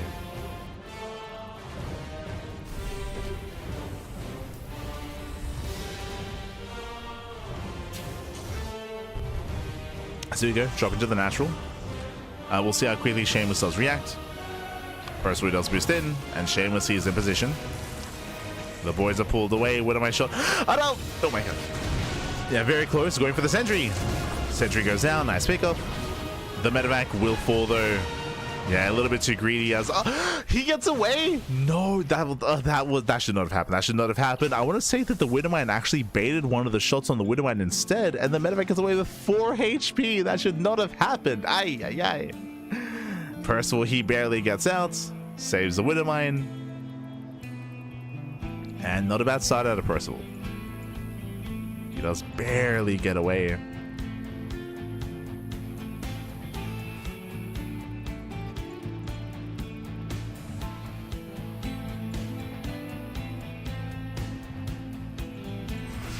Barely pulls out.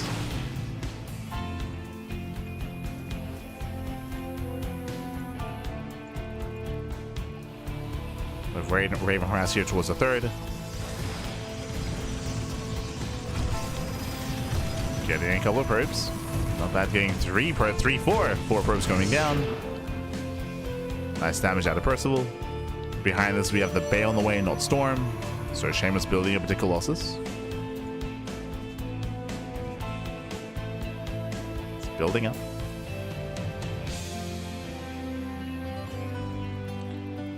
And Percival, he's building up towards his Stim timing. We have Stim, we have Combat Shields. Bearing in mind that Percival, he didn't make any tanks. So 0 tank production here. This is a heavy setup into Bio. And Percival, he should strike before the first Colossus arrives. Okay, let's go.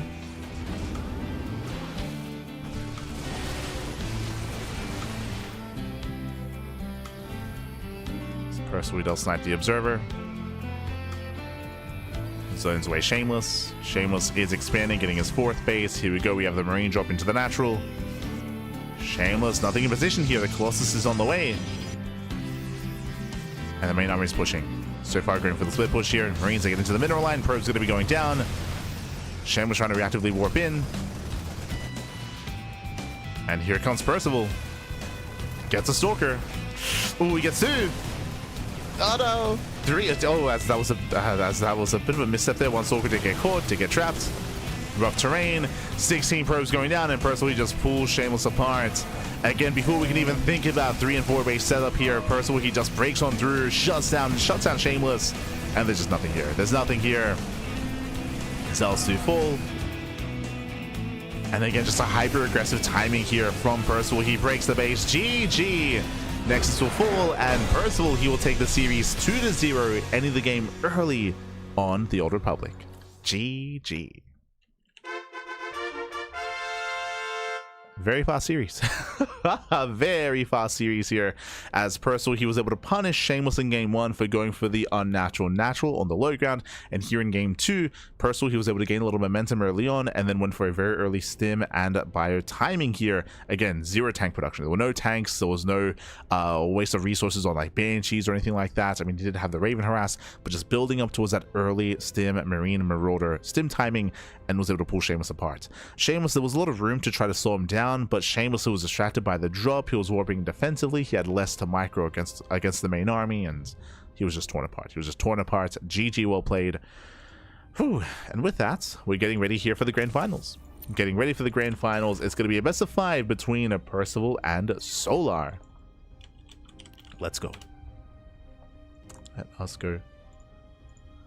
And again, that's I mean, it's a good way to kind of, which is what we expected, a good way to try to make use of the Old Republic in a different way. Remember, the Old Republic is a very, very difficult map to macro on for Terran and TVP, so avoid that entirely. Be hyper aggressive instead, and was able to break Shameless before we could even think about a 4th base. Here we go.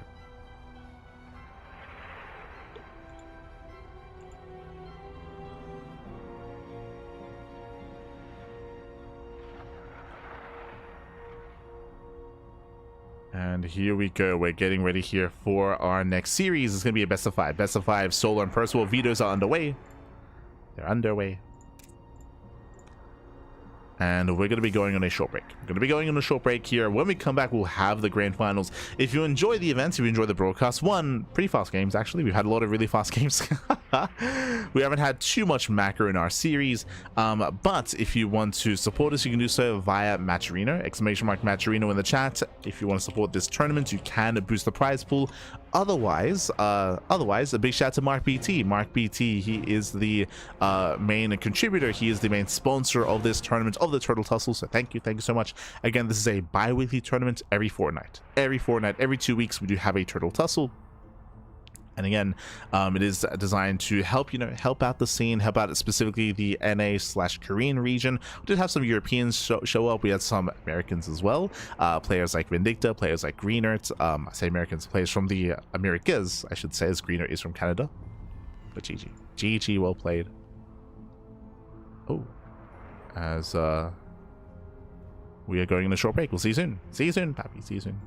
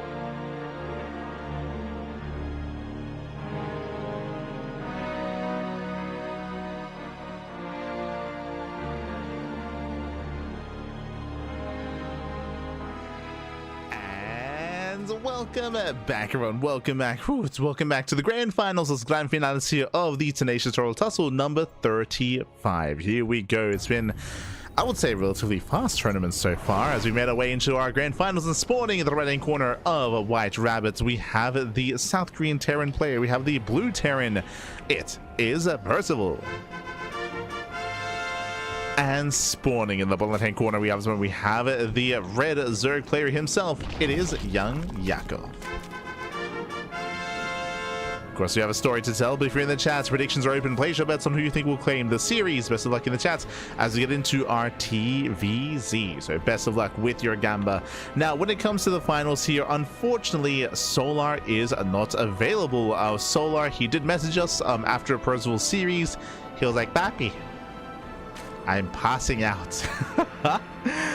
It sounds like Sola did something very smart and did not sleep. Fun fact, it is currently 10 a.m. It is 10 a.m. in the morning in Korea, so it looks like Sola stayed up all night playing. Of course, I believe what was going on in the evening, at night, was the Kung Fu Cup. True. Kung Fu Cup was last night. So Sola, I wouldn't be surprised if he was competing in that. And it sounds like he might have stayed up from Kung Fu Cup to compete in this tournament. And he's all tuckered out. So Sola, he has since passed out, and YoungYakov does rise to take his place in our ZVT. Let's go. Let us go. As welcome to White Rabbit. White Rabbit is one of the larger maps of the map pool. Larger maps, some interesting terrain as well. We'll be getting into that once we get in towards the mid game. YoungYakov was pleading to Percival not to cheese him. Was pleading that. But now racks expand, save the opener out of Percival, and we can see that YoungYakov is looking for proxies. He does check both proxy locations. Este YoungYakov, as he was terrified of said proxy. Solar, CranKy for veg. Yes. He's in veg back.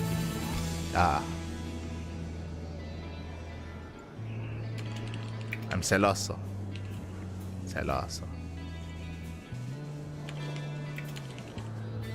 Just setting up the maps to make sure we don't forget them. For now, though, we have again the standard opening here out of Percival. Welcome to White Rabbits. White Rabbit does have a very secure 4-base setup. We have our natural, we have our 3rd base, and we have our 4th base as well. We have some more narrow choke points and ramps coming into set expansions. What I will say is that the distance between the 3rd and 4th base is a little bit longer here, so we might see some difficulty when it comes to defending and rotating and keeping up with aggressive rotations. We'll see. We'll keep an eye on our players. We have seen Terran players expand aggressively towards Zerg players, so taking this forward 3rd base and A-Raxing from there and taking the 4th base behind the 3rd instead. But we'll see how Percival will approach this. Again, we're still in the early days of the patch. Meanwhile, he's going for a 1-1-1 and he gets fully scouted. Lings, they dip in, they get a full confirmation that is a starport before command center hyper aggressive build out of Percival. So hyper aggression out of our Terran player, and YoungYakov is fully aware. He should now know not to join up too heavily to be ready here for the early game aggression. This can lead into a Hellbat Banshee push. This can lead into I'm leaning towards Hellbat Banshee. There's Yadon Solvi going into Banshee play, and we'll see if we do commit into an armory. As again, this is very committed hyper aggression out of our Terran.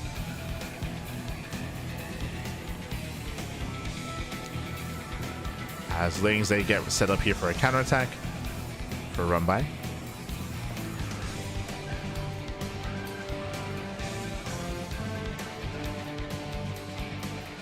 Two Hellions move out, 2 Hellions they stay back. We have the Tech Lab on the ranks. Are we going into Concussor Shell? Are we going to Marauders? Are we going to Stim? Shell's what you got. But again, still no 3rd CZ. Stim. So Stim is on the way. Throws down an extra Rax. Throws down another Rax. This looks like a 2-base all-in. So 2-base all-in out of Percival. No 3rd base in sight. Oh boy.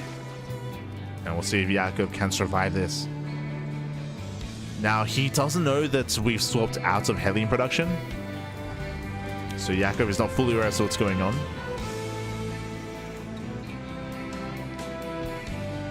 It is going to be Lair first out of Yakov.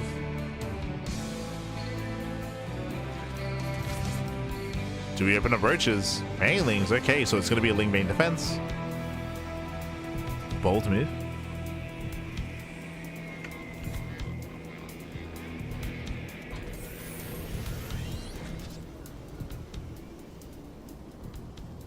Oh, I haven't seen those before. Ah.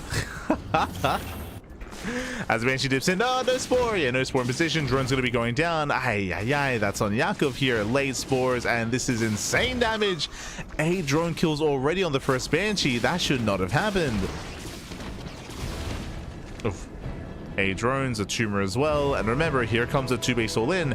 Now, there's a 3rd CC on the way, but this is a very late 3rd base, and we do need to get some damage done with the earlier push, with the early stim and the early timing. Banshees rotate, Hellions, they look for a dive. They don't quite make their way. Oh, he goes for it. It does go for the dive. Drones are getting roasted, getting 1 drone so far, but pulls away. Doesn't commit. Ooh, Banshees, they get the queen. 2 pick up one of the queens.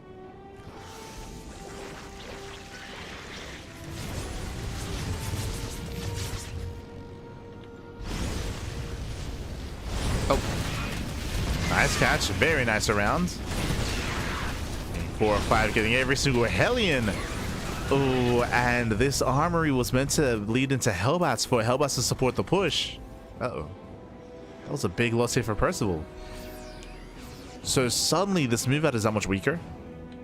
Imagine this push with 6 Hellbats. As the armory is finishing and it doesn't really lead to anything. So a big misstep there from Percival. Despite that, he still did deal a lot of economic damage and he still has a lot of momentum behind him. But there's now a chance for YoungYakov. As here comes the push. Getting on top of the 4th. 4th base should be denied. And it's going to be a cancel. Ooh, that was a kill. Ay. Yeah, kill another cancel. Yeah, YoungYakov supply blocks. And this is getting out of hand. At the same time, Banshees into the main. Banshees go down. Ling Bane collapsing in. And he gets 1. He's going to get both tanks. Barely both tanks. But there are now no more Banelings. 8 drones did fall. And Percival expands. It's a very late 3rd base, but hey, he's getting it up and running. He was able to deal some crippling economic damage. So far, 18 drone kills. And Percival, he doesn't kill, but he does cripple. No 4th. Remember, that was a kill as well. Yeah, it was a kill in the 4th base. So very rough position here for YoungYakov. Here comes the 2nd wave, the 2nd push.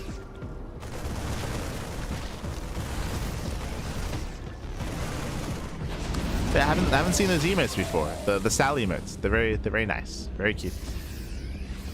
We appreciate them. As Percival stems in. Oh, that's another kill. That's another kill. Bailey's from behind. Percival, he trades very well, very efficiently. Now target firing. Bailey's a do not connect. And with that, Percival, he snowballs out of control. Takes down the Bailings, the Hydras, the Lings, the everything. Keeps moving in. And GG gets called. Percival, he will take a 1-0 lead in the series. GG. He will take a lead. And now we are jumping into game number 2. Going to be jumping into Ruby Rock.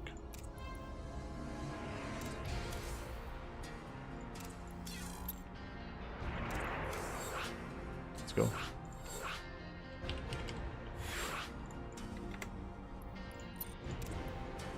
Let us go.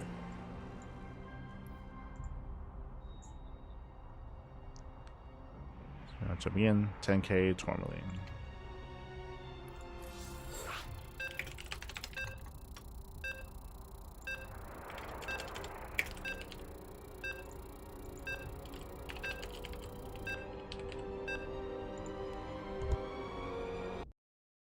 Sorry, just typing up the list. name of the map. So here we go, we're loading into Ruby Rock here, and we'll see if YoungYakov can have a bit of a tighter early game. As that was, again, quite brutal, losing 18 workers in the beginning.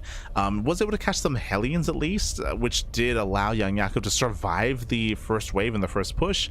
I could definitely see the game ending if he hadn't caught those Hellions, but here we go, we're getting to game 2, and spawning in the bottom right hand corner of Ruby Rock, we do have the Red Zerg player, the Red Zerg himself. It is YoungYakov. And spawning in the top left hand corner, we have his opponents. We have the South Korean Terran, the Blue Terran.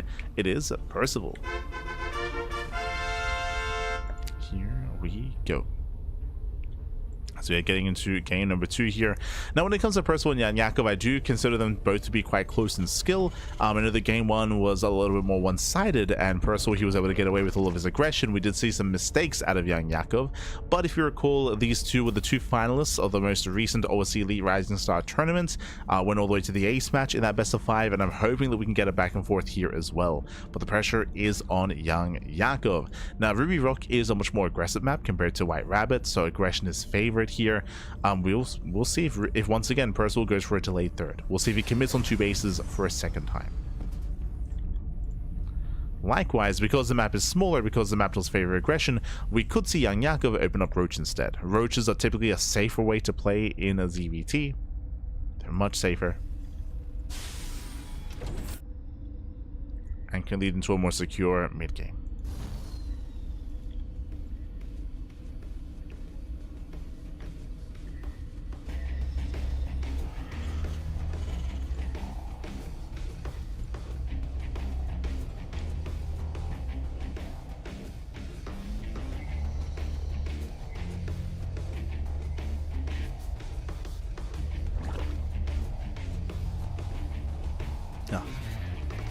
So calming down. So we are going to be opening up. Again, hatch gas pool at a YoungYakov. Our eye is going to be on Percival here when it comes to his starport timing. We'll see if he goes 3cc again. He did mention in the lead up, in the lobby chats, in the lead up to this series, how he felt like going 3cc every game is very boring. And he's already shown that. Which is why YoungYakov was pleading to him. He was like, don't cheese me, don't proxy. It's like, okay. Reluctantly. But here we go. Game 2, 3cc. Third command center gets thrown down. A much more economic build here by Percival. Much more economic. So we're slowing things down here in game 2.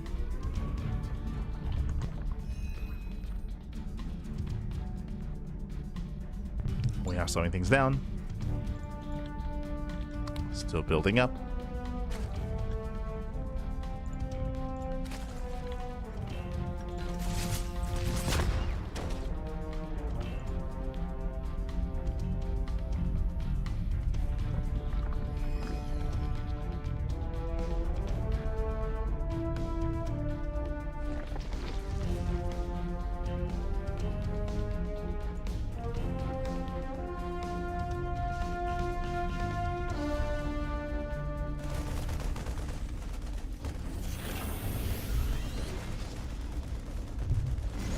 Oh.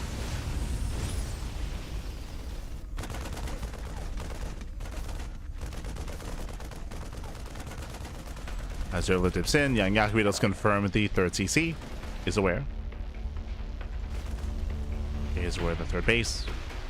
It's going to be 3cc, Banshee, Cloak Banshee, even out of Percival, very standard play out of the Terran. Eric's in, and YoungYakov should be looking much more comfortable here. Does zone away.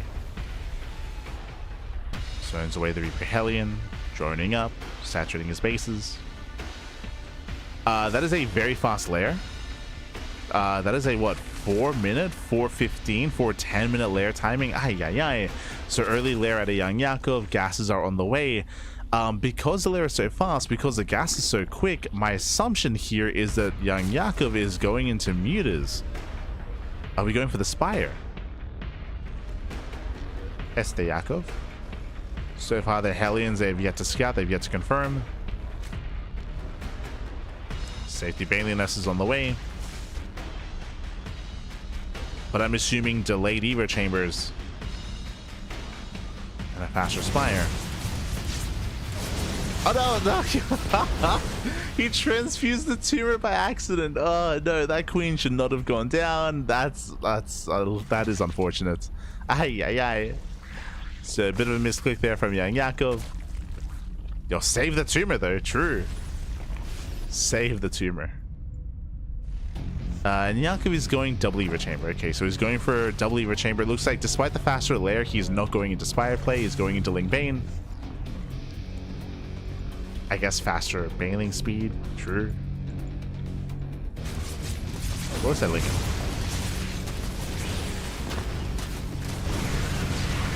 As Lings, they collapse on the Hellions. Not bad. A nice catch. Nice catch on the Hellions. At the same time, Banshees, they get into the bases. 2 drones and a queen go down. Oof. Poke in towards the natural. Getting 3. Oh, getting 2 more drones. So Banshees, they barely pull away. Ready to pull out. Nice run by here out of Percival, but sorry, out of YoungYakov. Percival, he reacts well. He defends. Percival, he does defend.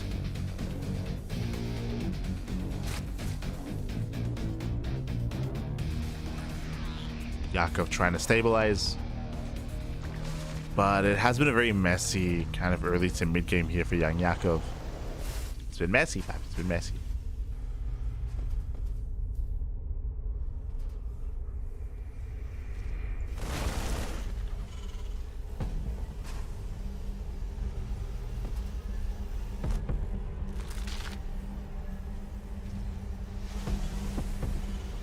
Behind us, we're going into an early infestation pit.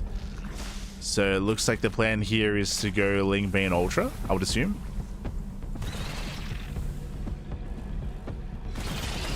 Bane Ultra out of Yakov.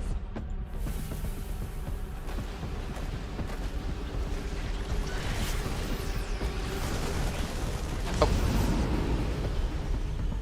So far as keeping up.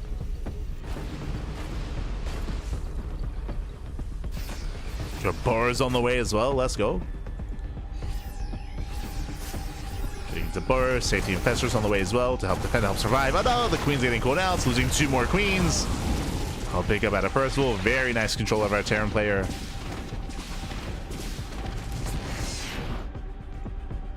And there's that Hive. Again, we have Ultras on the horizon.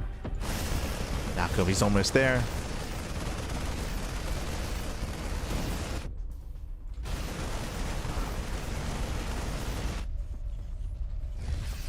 Lings are flooding in. We get an okay Ling run by here. I say okay, Denies mining, but it doesn't really kill much. Oh, and the Lings are locked in. No, the Lings are locked in. Has to pull back, trying to buy some time. That's gonna be how many?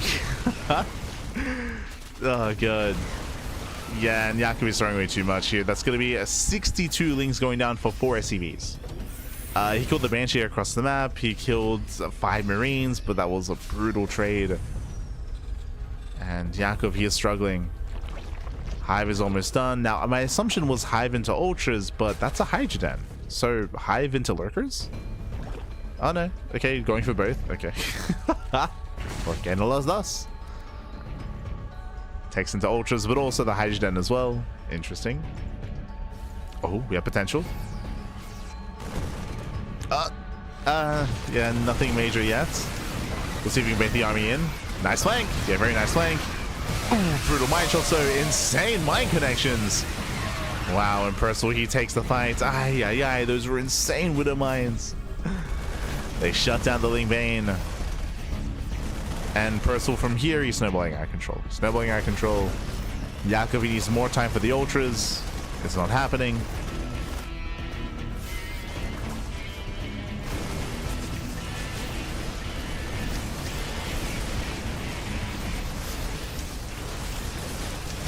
Just going up on the Lings. Another base goes down.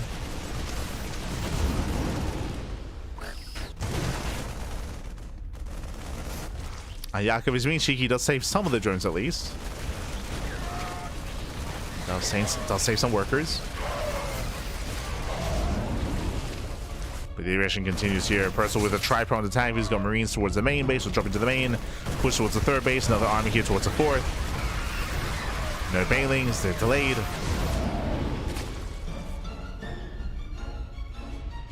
And Yakov just cannot keep up. Not like this. Not anymore. The ultras are coming. They'll get here eventually. Likewise, Ghost Academy gets thrown down for Percival. Here come the ultras. Ultras are revealed, but Percival, he's almost maxed. He's almost maxed out anyway. Has to respect the Fungal. Oh. Fungal does graze the army. Paintings rolling in. Oh god, the mine shots are brutal once again. Shuts down all the Ling Vein. Oh no. As again, especially ultras on their own, they're just so fragile here. Cannot engage. Not against this much supply. Oh, we're going for the mass transfuse. Can he keep it up? Can he save the ultra? He can. Oh, it doesn't save the tumor though. Oh no. But again, there's just too much supply here. Too much supply in favor of Percival. Oh, Mindshot does do friendly fire towards the end. Oh, Jesus. That was more damage done. Like, Percival did more self-inflicted damage there, aside from YoungYakov actually attacking and killing Marines.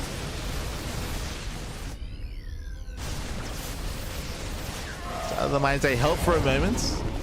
Help Yakov for a moment, I mean. But despite that, this is still just too much. No mining at the fourth base. Gets every turn. Drop into the main. I just say they get a medevac. They got one.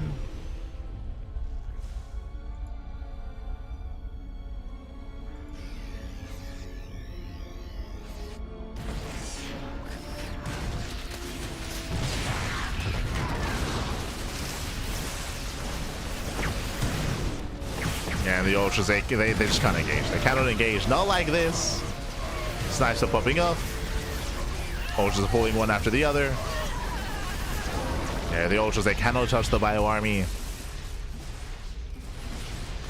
And again, if you weren't here for the beginning of the game, a lot of this came down to the early to mid game. YoungYakov, he was very wasteful. If you remember, we spoke about the, what was it, 65 lings for 5 SCVs? Like, there was some brutal trades early on, bleeding out so many lings. Likewise, having a hard time expanding, getting his 4-base setup up and running as well. It's just really shaky early to mid game. GG gets called, and Percival, he snowballs out of control. He takes a 2-0 lead. GG. GG well played. Again, a very comfortable start there out of Percival. He was able to get a lead early on and from there extend that lead. That's why the supply was heavily in favor of Percival. That's why YoungYakov could not actually keep up supply wise with his opponent to actually defend his bases. Just wasn't able to. There were some moments here where he could potentially cash the army with Fungals, where he could potentially even cash the army with borrowed Bailings as well. But in the end, GG.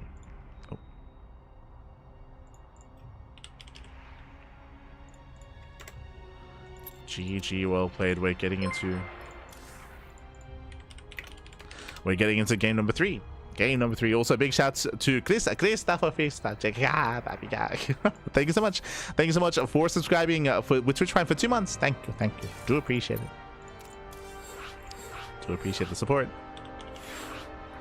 As we're getting ready for game number 3.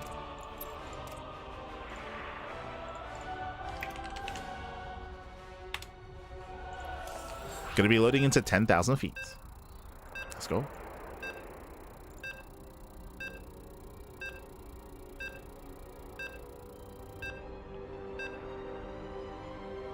Very good control. Banshee dies. I mean, the Banshee, if you're talking about the 1 HP Banshee that died in the main base, I mean, it already paid for itself. Again, it was a very strong start for Percival.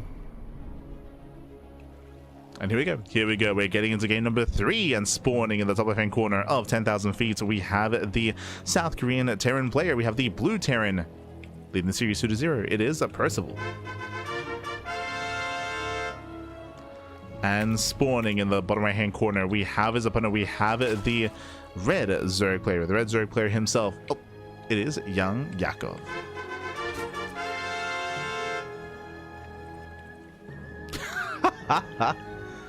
Pass with my support. We can finally get a marine in the stuffy scene, in the plushy scene. Yes, yes. One day, I have plushy marines. I have them. I have Crackhead. I have Patches. Do you have them? I just need to take a photo. Ah, no. One day, one day. One day.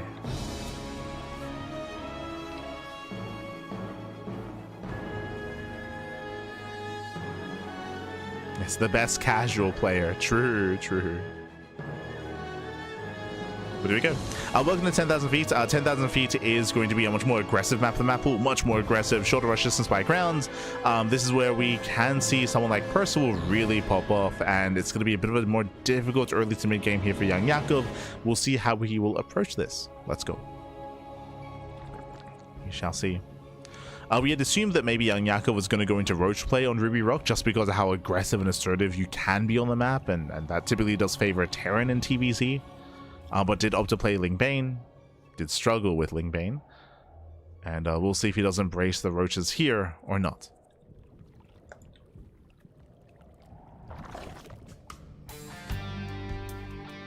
We go.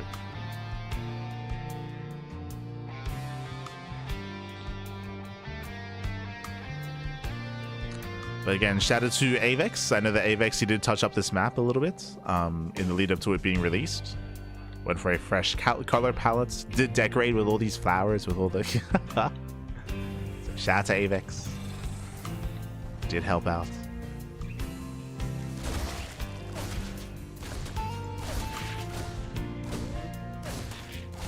What I'm getting at is, I didn't get to talk about this during the judging process. But fun fact, there are some map makers that are not very, like, good at, like, how should I say this, like decorating, or they're not maybe the most like visually creative, I should say, where like they're maybe a little bit more clinical, maybe they're a little bit you know, more focused on like the balance and the shape of the map itself, right, and the features of the map and like the strengths and weaknesses in constructing the map, but they're not very good at like designing it like to be visually pleasing. As it looks like we have a little bit of latency here. Hopefully everything's okay. But that's why after the fact, after the judging process, after the maps get pushed through, and if some of the if your map does make it into the top 16, that is when some of the map makers, they ask around some of the, and they actually like commission or talk to some of the other more creative map makers to go in and then like go over it with like a fresh like coat of paint, basically. That's what happened here with 10,000 feet. Where we have one map maker that made the map and another that like created it. Oh. Game resumed. That decorated it. If that makes sense. And it didn't just happen to 10,000 feet, it happened to a couple of them actually. So it's not uncommon for that to occur.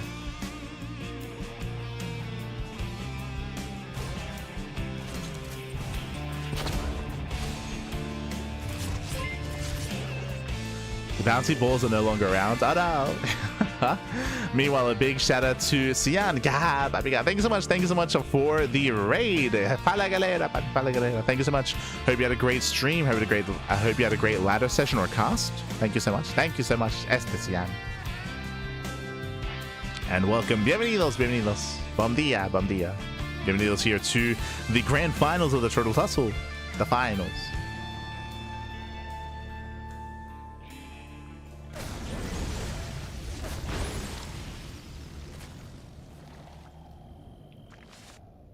Percival does break in, does pull away.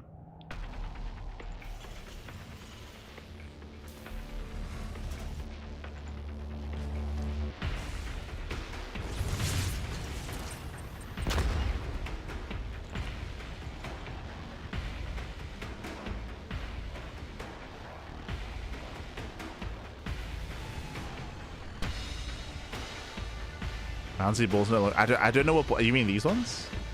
I mean, As behind this Percival, he is going for his third CC into 1-1-1 follow-up. Just a standard setup here out of Percival. Does poke in.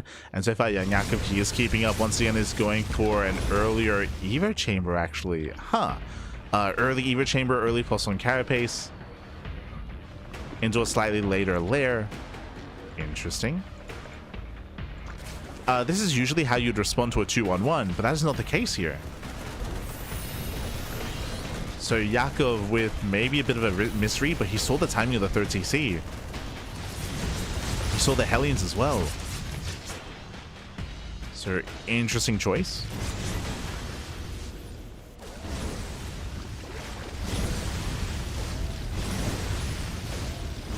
Now this is going to give an early +2 timing here for YoungYakov, so we'll see if he does rush into +2 Carapace or if he goes for 1-1.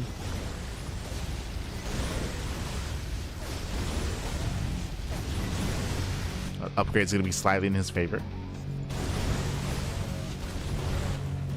Expansions are moving in.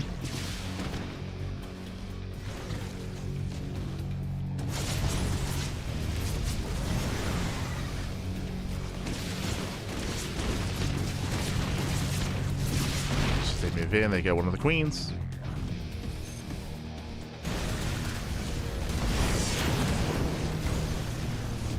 Gets a queen, gets a reaper. Have a bit of a back and forth. So far, better trades here for Percival. Behind this, building up into Stim, and eventually we'll move out. Oh, fast burrow. Okay. Getting into fast burrow. Interesting. There's a lot of potential, for sure. As Yakov goes for the center expansion, bold move. This base can be abused from the other side of the cliff face. From the other side of the river. Bear that in mind. Previously, I believe tanks would be able to siege up and get within range of the hatchery, but I believe now it's only within range of the mineral line. So I believe they did decide to change it. It's not as abusable.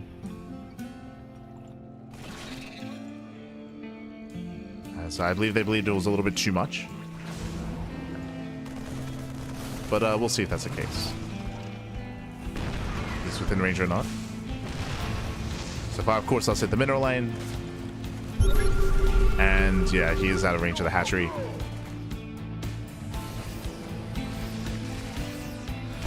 Basically, I believe these rocks, you can see the little rocks here. I don't think they used to be there, and you could move the tank a little bit further forward to hit the hatchery.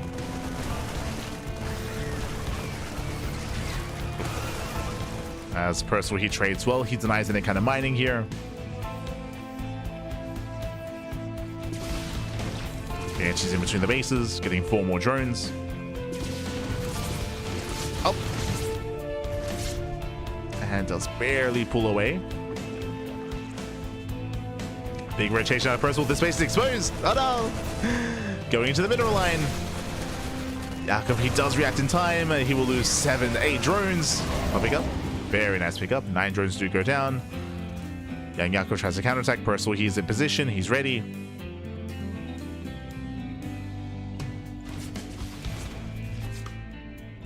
Come the reinforcements. And I'll be honest, I don't think YoungYakov can defend against this. The Hellions this time were preserved, so now we have Hellbats to defend the army.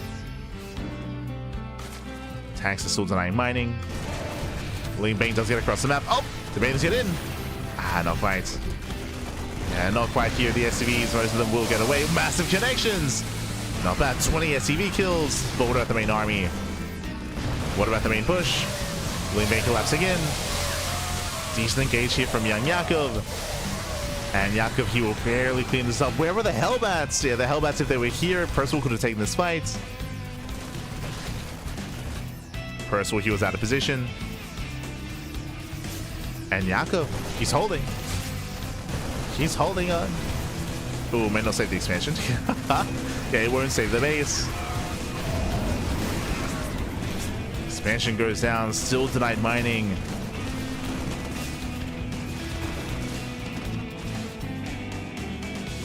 Yakov just rushing across the map instead.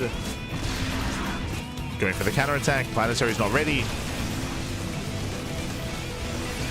Oof. How good are the matchups going to be? Pretty good. Widow Mines do connect. Ooh, that's a kill in the CC. That should not have happened. So late reaction by Percival. Late cancel. Late lift.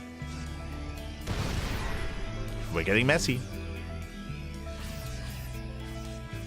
We're getting messy back. Yakov does retake the expansion. Takes a fresh fourth base on the right hand side. Lings they get into the middle line. More SCV kills. But Yakov, can he actually maintain that expansion? As the Marines, they do try to slip in. They get the drone. Once again, forced to lift. Yakov, he's on 81 workers. Nice position with the Hellbats. Does punish. And the longer this goes on, Yakov should be able to recover. Yakov, he's down in supply, but he's up in workers. Like, he just needs a little bit more time to actually let that economy kick in, as he's been denied so much mining. Oof. Brutal mine connections. Oh, God. Yakov being a little bit wasteful here. Throws away a lot of Lings. And I'm concerned about the fourth base. What is it to defend? We have a couple of Banelings. We have 5 Ultras in production. Vipers as well.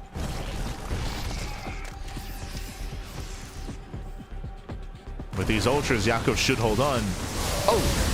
Connects. Banelings do connect. Marines, they do threaten the mineral line. Shaving of Lings. Ultras are revealed. We got 3-3 on the way for Percival. I believe there's no academy. Yeah, there's no academy. No ghosts. Gonna have to deal with Ultras with mainly Marine Marauder. Should get one at least. May just get both. He gets one, gets two. Very nice. 2 Ultras go down.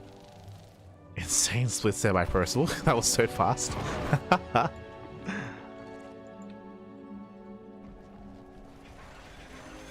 And again, these Ultras don't have the best upgrades. They're 2-2 Ultras. They just finished kindness plating.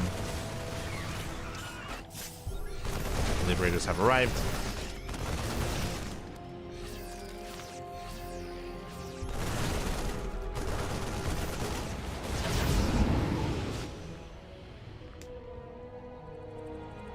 Messi? Yes, not Ronaldinho. Messi, papi, Messi. Ah, God.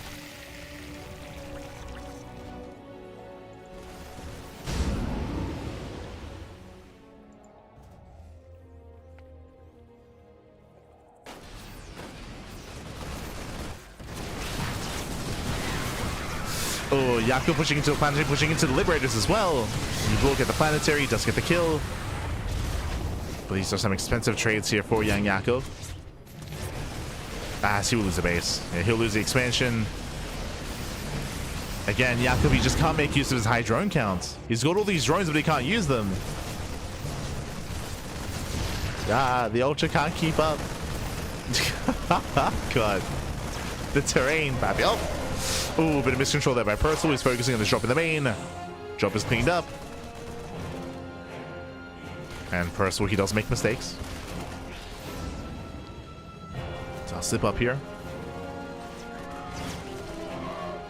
Ultras are amassing. Momentum is now taken away from Percival. He just lost 2 drops worth of units. As he did lose both fights.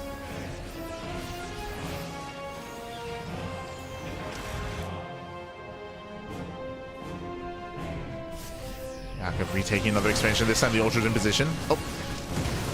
Brutal Mind Shot. Gets an Ultra.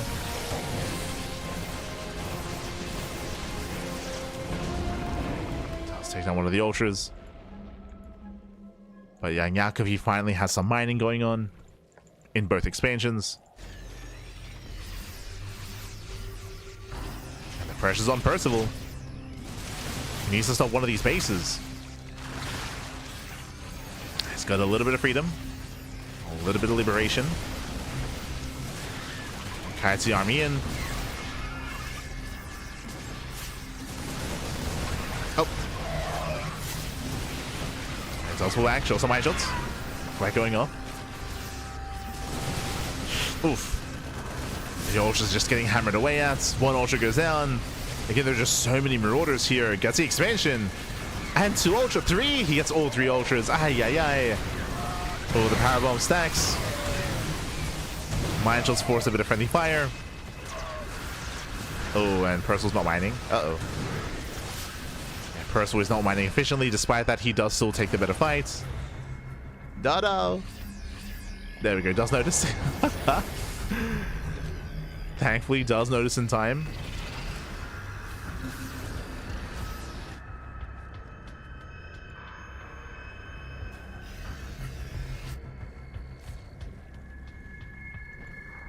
Now, what's important, time and time again, Yakov is losing bases, but he's retaining his drone count, right? The workers, they stay alive.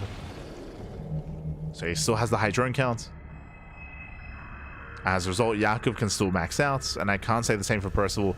And once again, we did emphasize this earlier, Percival, he hasn't had the freedom to tech up into Ghost. So over time, he's being outscaled. Or at least he should be. So if the army's maxed out, I'm going to be favoring Yakov. As he has Ultra Infestor Viper. And Percival, he's stuck on Biomine.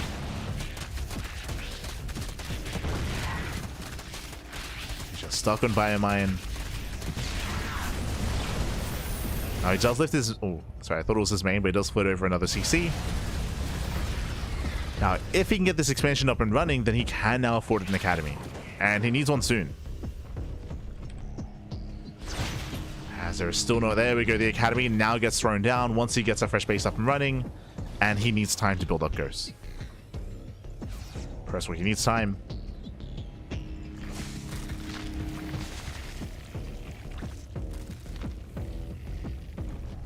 Meanwhile, Yakov also just stabilizing. Double expanding, getting more hatcheries. Again, the aggression has subsided. Percival finally has backed off. And Yakov can now get his upgrades. We got 3-3 on the way. Can start working towards some air upgrades as well. Even a greater spire.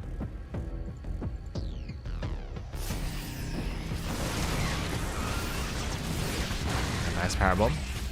Nice abduction. Gets 2 medevacs. And Percival is being punished. He has to get the hell out of here. Has to kite back. Oh. He's holding on. Double drop on the right.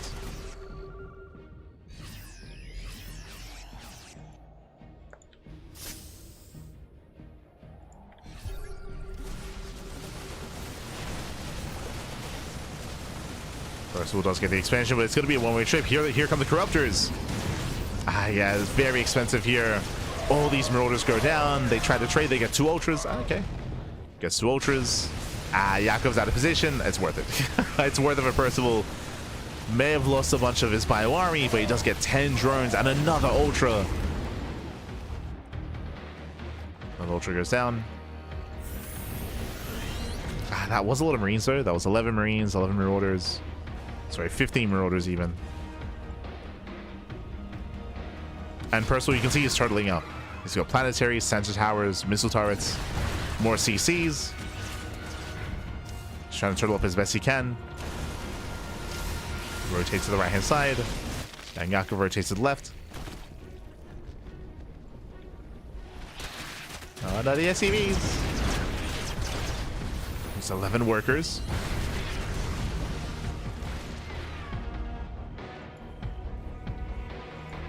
Now, I'm a little bit concerned here. I did mention earlier that YoungYakov, he has the bank, right? He has the bank. Where's the Greater Spire? Right, Greater Spire, Second Spire, double upgrades. Yakov, he has 0-0 Corruptors. So he could be refining his army a little bit better here. There we go. +1 finally begins. Took a long time, but he's getting there.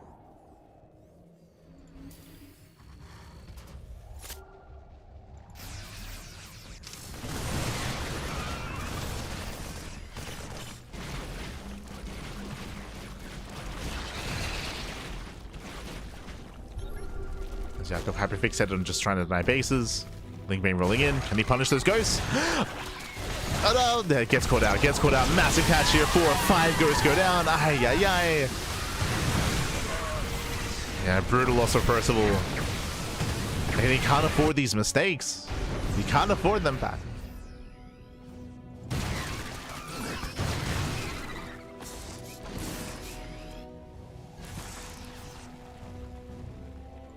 So Yakov is maxed.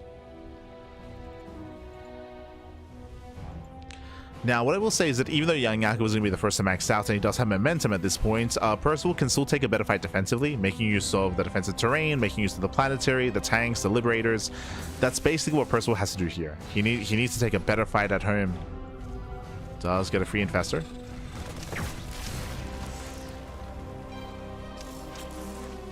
But again, it's not going to be easy.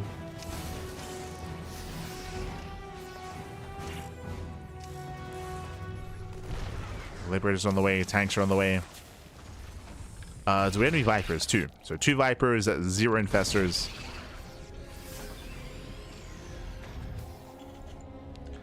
I'm still concerned about the lack of setup for Broodlords from the side of YoungYakov. That is still a concern.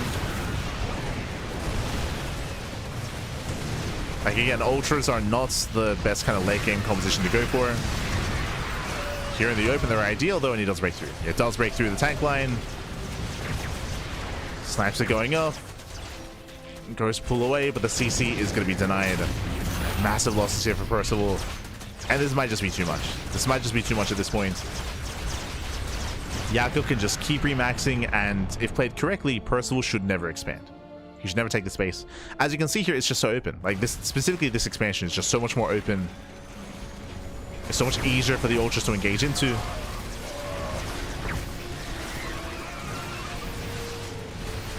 Chasing the army down to low ground is a different story. It's like it's a different story. Gotta calm down.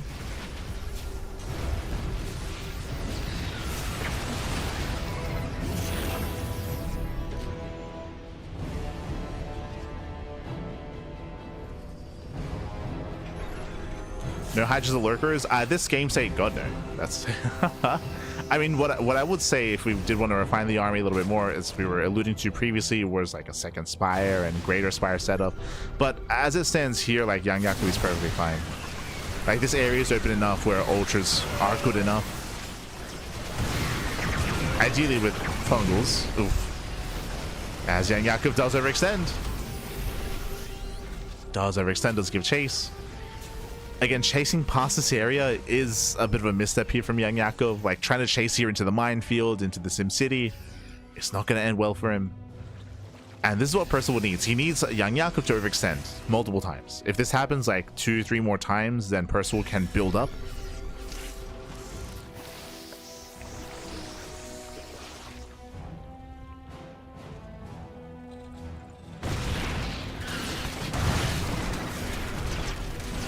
Yakov trying to handle this position. Snipes, they pop up.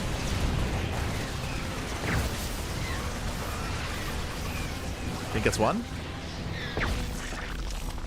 Nah, not even. Yeah, Ghost, they survive. Takes down 2 Ultras. Now we finally have some infestors. 2 infestors on the way.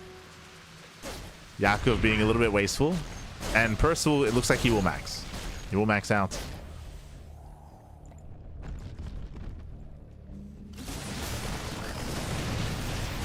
Collapsing into this position. Ghost later rotate over. Planetary looks like it will go down.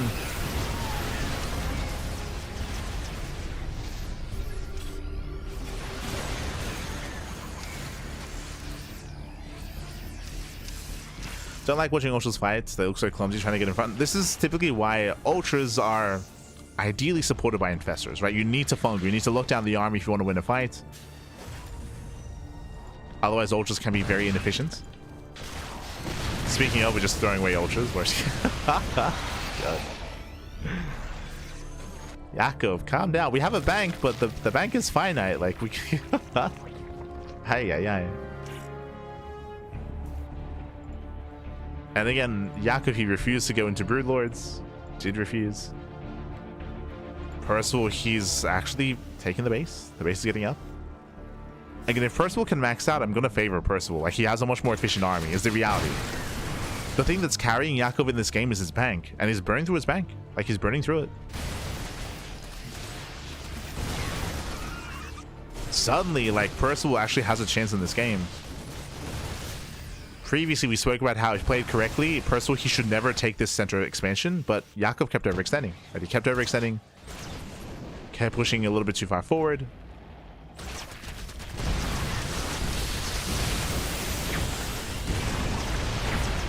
Yeah, even here, Ultras are going down, Banelings are going down.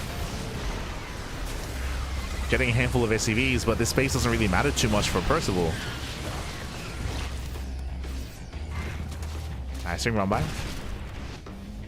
It's 10 SCVs in total. This space should go down. Oh, now we get the Greater Spire. It's very late Greater Spire here for YoungYakov. Ay, ay, ay. Remember, YoungYakov, he got +1 air attack at 19 minutes. It's crazy. So now he's thinking about Brood Lords, but this is a late realization.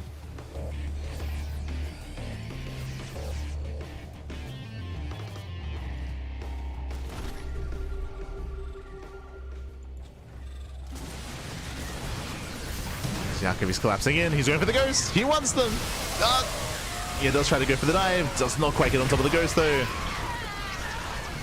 Yeah, and Percival, he will hold. He will hold. He snipes the Corruptors. Again, didn't quite catch the ghost. And Percival, he gets a base. He gets a fresh base. Ay, ay, ay. Oh, that's it. He lost 3 ghosts. So 3 ghosts for 2 Vipers, an Infestor, an Ultra, the Corruptors. Again, a much more efficient fight for Percival. And he's able to gain a fresh mining base. More or less fresh. This was barely touched, barely mined from YoungYakov. Oh, pushing into a minefield. Winter mines are popping up, but the ghost out of position. So the Ultras, they will break through. You can see Percival, he's racing over. Oh, the Lingbane. Oh my god. Yeah, the ghosts are caught. The ghosts are caught out. He has to get out of here. We have the flanking Ultras, and the ghosts are going down. Massive catch here for YoungYakov. Again, Percival, he ran through the creep to actually try to defend, to try to rotate. Oh, the ghosts get away though. Okay. Ghosts do get away. Oh god. Ah, but Yakov, has he finally done it? Yeah, much better trade here, much better fight. Picking up so many ghosts. Another ghost goes down to 3. GG gets called. We'll lose all the ghosts, and YoungYakov, he will fight back. He'll put a point on the board. Whew, GG. Aye, aye, aye. GG, well played. A very intense, very back and forth game here. There were moments for both players, of course. There were moments. Oh. As we set up for our next map. Un momento.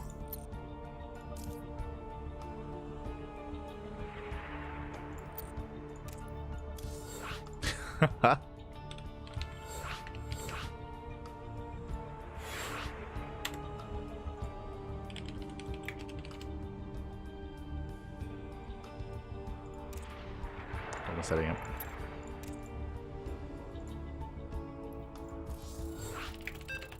But GG well played. So we're setting up here for our next map, for our next lobby. When it comes to the previous game, when it comes to 10,000 feet, initially Percival, he had a lot of momentum. He was doing well for himself, but there were a couple of key moments here where he did overextend, where he lost momentum, and he allowed YoungYakov to recover. Percival, he was sniping a lot of bases, but he was not really getting much economic damage in regards to the workers, in regards to drone damage, I should say. And again, there was this big moment where he lost, I want to say 4 or 5 medevacs worth of units when he dropped into the main base and was pushing toward and was dropping into the center base, and he lost everything. That was the moment where YoungYakov was able to recover, able to build back up, get into his Ultras. Likewise, when it came to the Ultra tech, Percival, he was late to get into his own ghost production, which did mean the Ultras had a big power spike early on. We saw that map control was then in favor of YoungYakov, and then we had our back and forth. It was messy, but here we go. It's time to cheese. It's time to proxy. Spawning in the bottom left-hand corner of Tourmaline, we have the South Korean Terran player. We have the Red Terran going for the proxy, 3 racks. Let's go. It is Percival. It's time to cheese it up, and spawning in the right-hand corner, we have the blue Zerg player, the blue Zerg player himself. It is YoungYakov. Here we go.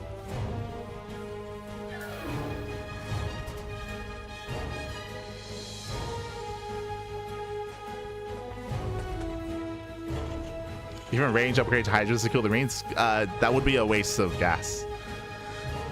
But yes, going into Brigaload Infested would have been more efficient. I mean, in the end, hey, YoungYakov still was able to pull it off with a bit of an inefficient composition. It was fine. He made it work in the end. But here we go. We do have the proxy 3-Rax Mass Reaper here out of Percival going for the bunker rush. Overlord goes in, and the Overlord should scout. Oh, a little bit further here. There it is. Yeah, it does see the SCV, does scout, does confirm the proxy. YoungYakov knows. He sees, he knows.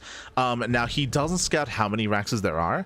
Could be 2, could be 3. Depending on how many Raxes, it does elicit a different response. Boys are being pulled to the low ground to help shut down the bunkers ahead of time. And we'll see if YoungYakov can hold against this. We'll see how well Percival can scout. Sorry, can kite. See how well he kites. As here come the boys. 2 SCVs are revealed. He hides the 3rd SCV. Yeah, nice moves here. Nice moves out of Percival. He does hide the 3rd ACV on purpose. Extra Marines have arrived. Yep. He's been duped. So, again, it's very intentional to hide that SCV to make it look like a 2-Rax when it's the 3-Rax. Extra Marines do punish YoungYakov. That was his realization once he saw how many Marines there were. Oh, does get 2, does get almost 3 Marines. Yeah, 3 Marines go down, and it looks like YoungYakov, it looks like he should barely hold on here. I say that more Marines have arrived. The bunker is cancelled. No bunker. Yakov holds. The boys are here. Percival pulls everything, pulls all the boys. He's got how many? He's got 6 Marines. Yakov, he abandons the natural, he abandons the low ground. There's a spine. There's a spine crawler in the main base. If there was no spine, he'd be in trouble. With a spine crawler, he should hold on. This should be a defense. Queens that kite back. They're soon to have a transfuse. Yeah, and Percival, he's running out of steam. He's running out of steam, running out of SCVs. Ooh, Queens are a little bit too far forward, but there we go. There's a transfuse. GG gets called, and we are going to the ace match. Whew, GG. GG, well played. We're going all the way to game number 5. The all-in did fail, as we saw that... Oh, we saw that YoungYakov was set up on the high ground. Well set up. As we do need to confirm the final map.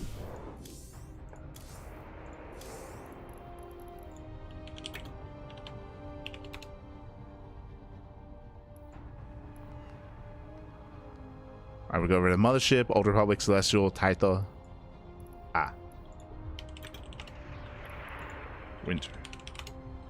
Winter Madness.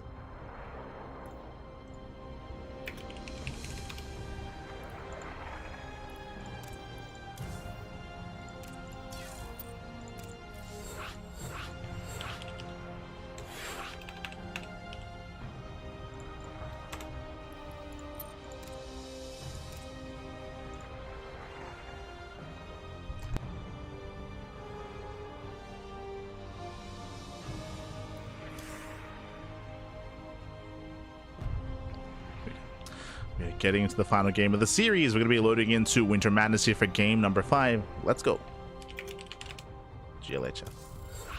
We've made it, man. We've made it.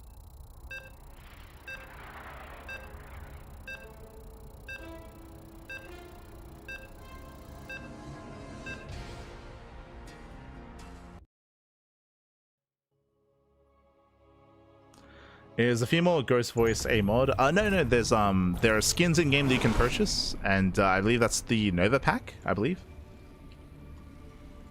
I mean, I say Nova pack. There are. I believe there are 2 different female ghost skins. There's like the Nova one. I think there's like a mercenary one. There's like a couple of different ones. But here we go. Here we go. We're getting into the ace match here. We're getting into game 5, and spawning in the bottom right hand corner of Winter Madness, we have the South Korean Terran player. We have the blue Terran. It is Percival. This time doesn't pull the boys, and spawning in the top left hand corner we have the red Zerg player. Bringing it back, tying up the series 2-2, forcing the ace match. It is YoungYakov. Here we go. It all does end here on Winter Madness. Winter Madness is one of the larger maps in the map pool, much larger map, much more macro-oriented map as well, and we'll see how our players do approach this. We'll see if YoungYakov can get into his ultras. We'll see if Percival is more aggressive early on. Let's go.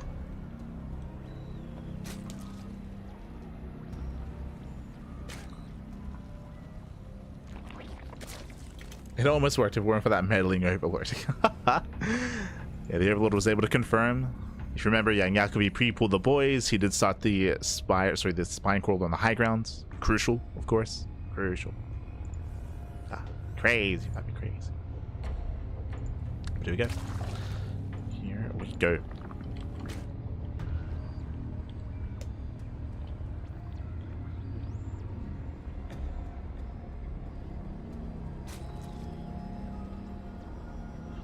And we'll see if YoungYakov does adjust. So far on these larger maps, we have seen YoungYakov go Lingbane Ultra time and time again. There was one game where we tried to go Lingbane Hydra Ultra, which was a little bit too tech heavy, if you recall.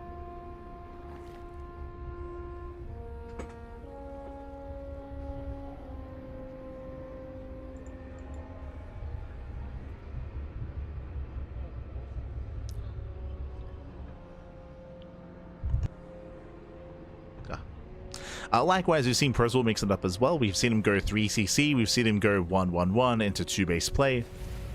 On a larger map like Winter Madness, we expect to see macro games though. We expect to see our players go for a third command center into a 3-base setup. We expect to see Hatchcast pull into a third, into droning, into Lingbane. We have yet to see YoungYakov going to Spire Tech. True. I mean, I would say Winter Madness, it would be viable to go into Mutas. It is a larger map, so maybe.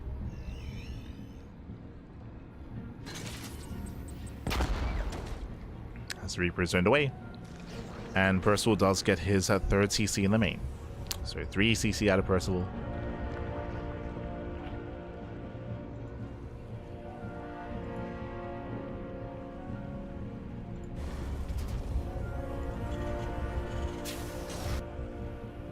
Okay, 3 CC 1-1-1.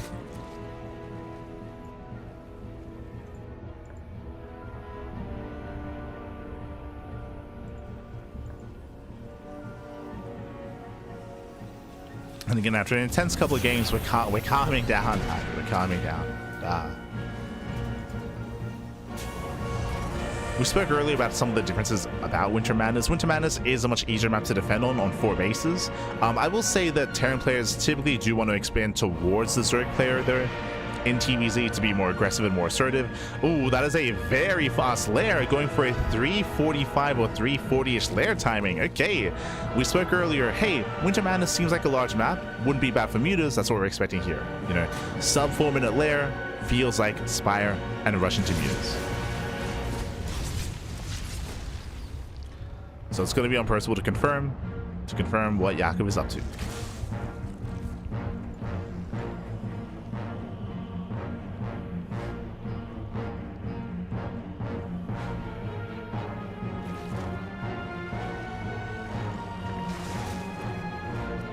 Back in, applying pressure.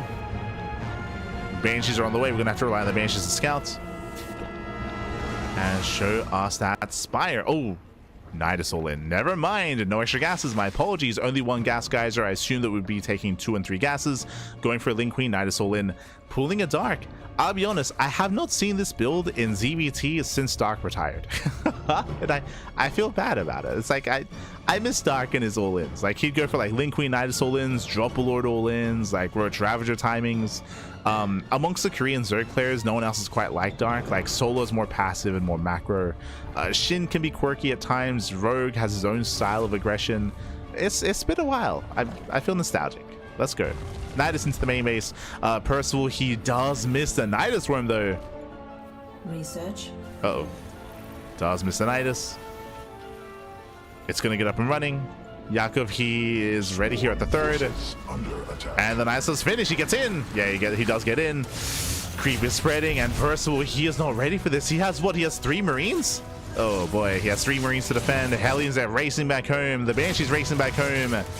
And this can end the game. This can just straight up end the game. Lings are flooding in. We're trying to protect Stim, but in the process losing so many SCVs. SCVs are going down. Hellions, they did make it back. Ooh, his supply blocked. Going for the Starport. The tank will pop. Okay. Yeah, the tank is on the way. Hellions are going for the Queens. Do we have another transfuse? We do. Yeah, 2 more transfuse. Barely keeps the Queens alive. Up, up. Here lands 2 more. Barely does. And Yakov, he should have enough here. He should have enough. Links are trickling in. That one tank is doing a lot, but he's getting on top of the tank. No. Going for the master repair, but it's too late. The tank does full. And now there's nothing. No Banshees, no tanks. We got 2 Hellions down to 1. 1 Hellion left. And with that, Yakov, despite being down 2-0, by the way, he was down 2-0, but he was able to turn it around. GG gets called, and YoungYakov will win the series 3-2, becoming this week's Turtle Tussle champion. GG.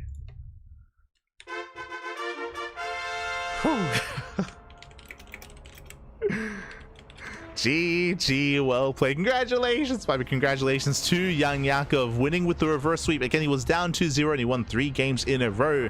We saw that Percival, he was unable to scout. He was unable to get into the main base. I did mention that he was going to be heavily reliant on said Banshee to try to get into the main, base, or into the natural, I should say. Likewise, we saw there was no vision in the main base of Percival either. And GG, well played. Congratulations here. YoungYakov able to pull it off. And again, a little bit nostalgic here. It's been a long time since I've seen a Link Queen Nidasul in at this level of play. Dark would very regularly mix it into his builds and mix it into his play. But again, Dark retired at the beginning of the year, and it's been a while. It's been a while. I miss it. GG. GG, GG. GG, well played. Congratulations here to YoungYakov. Fun fact, it is 5 a.m. where Yakov is. It's 5 a.m. and he is giga tired. He's like, Papi, I was falling asleep.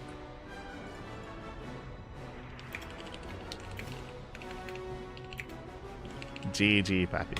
Get some sleep. Get some sleep. Well earned, well earned. My condolences to Percival as it does barely go down in the series. You could see that you could say that Percival, I mean, there's a world where he could have 3-0'd. Like 10,000 feet was very close. 10,000 feet was very close, very clutch, very back and forth. Both players, they had their moments in 10,000 feet, and you could argue that maybe Percival, he ran out of patience coming into Tourmaline, where he did decide to go for the proxy 3-racks, and everything just went south from there. Everything very quickly went in favor of YoungYakov. GG, well played. Congratulations. Oh my god. As Yakov, he does get his revenge. From the previous time that they played over in the OSC Elite Rising Star Tournament. And with that, we are going to be wrapping up here for the evening. And again, just a really fortunate kind of tournament events for Yakov. Remember, Solar, he won the series initially. Solar, he won 2-0, and then Solar went to bed. He went to bed, but Yakov, he stayed up until 5 a.m. in the morning. He stayed up until 5 a.m. to play, to compete. He's like, who needs sleep? Papi Sola, he's weak. Let me take it. And he did take it.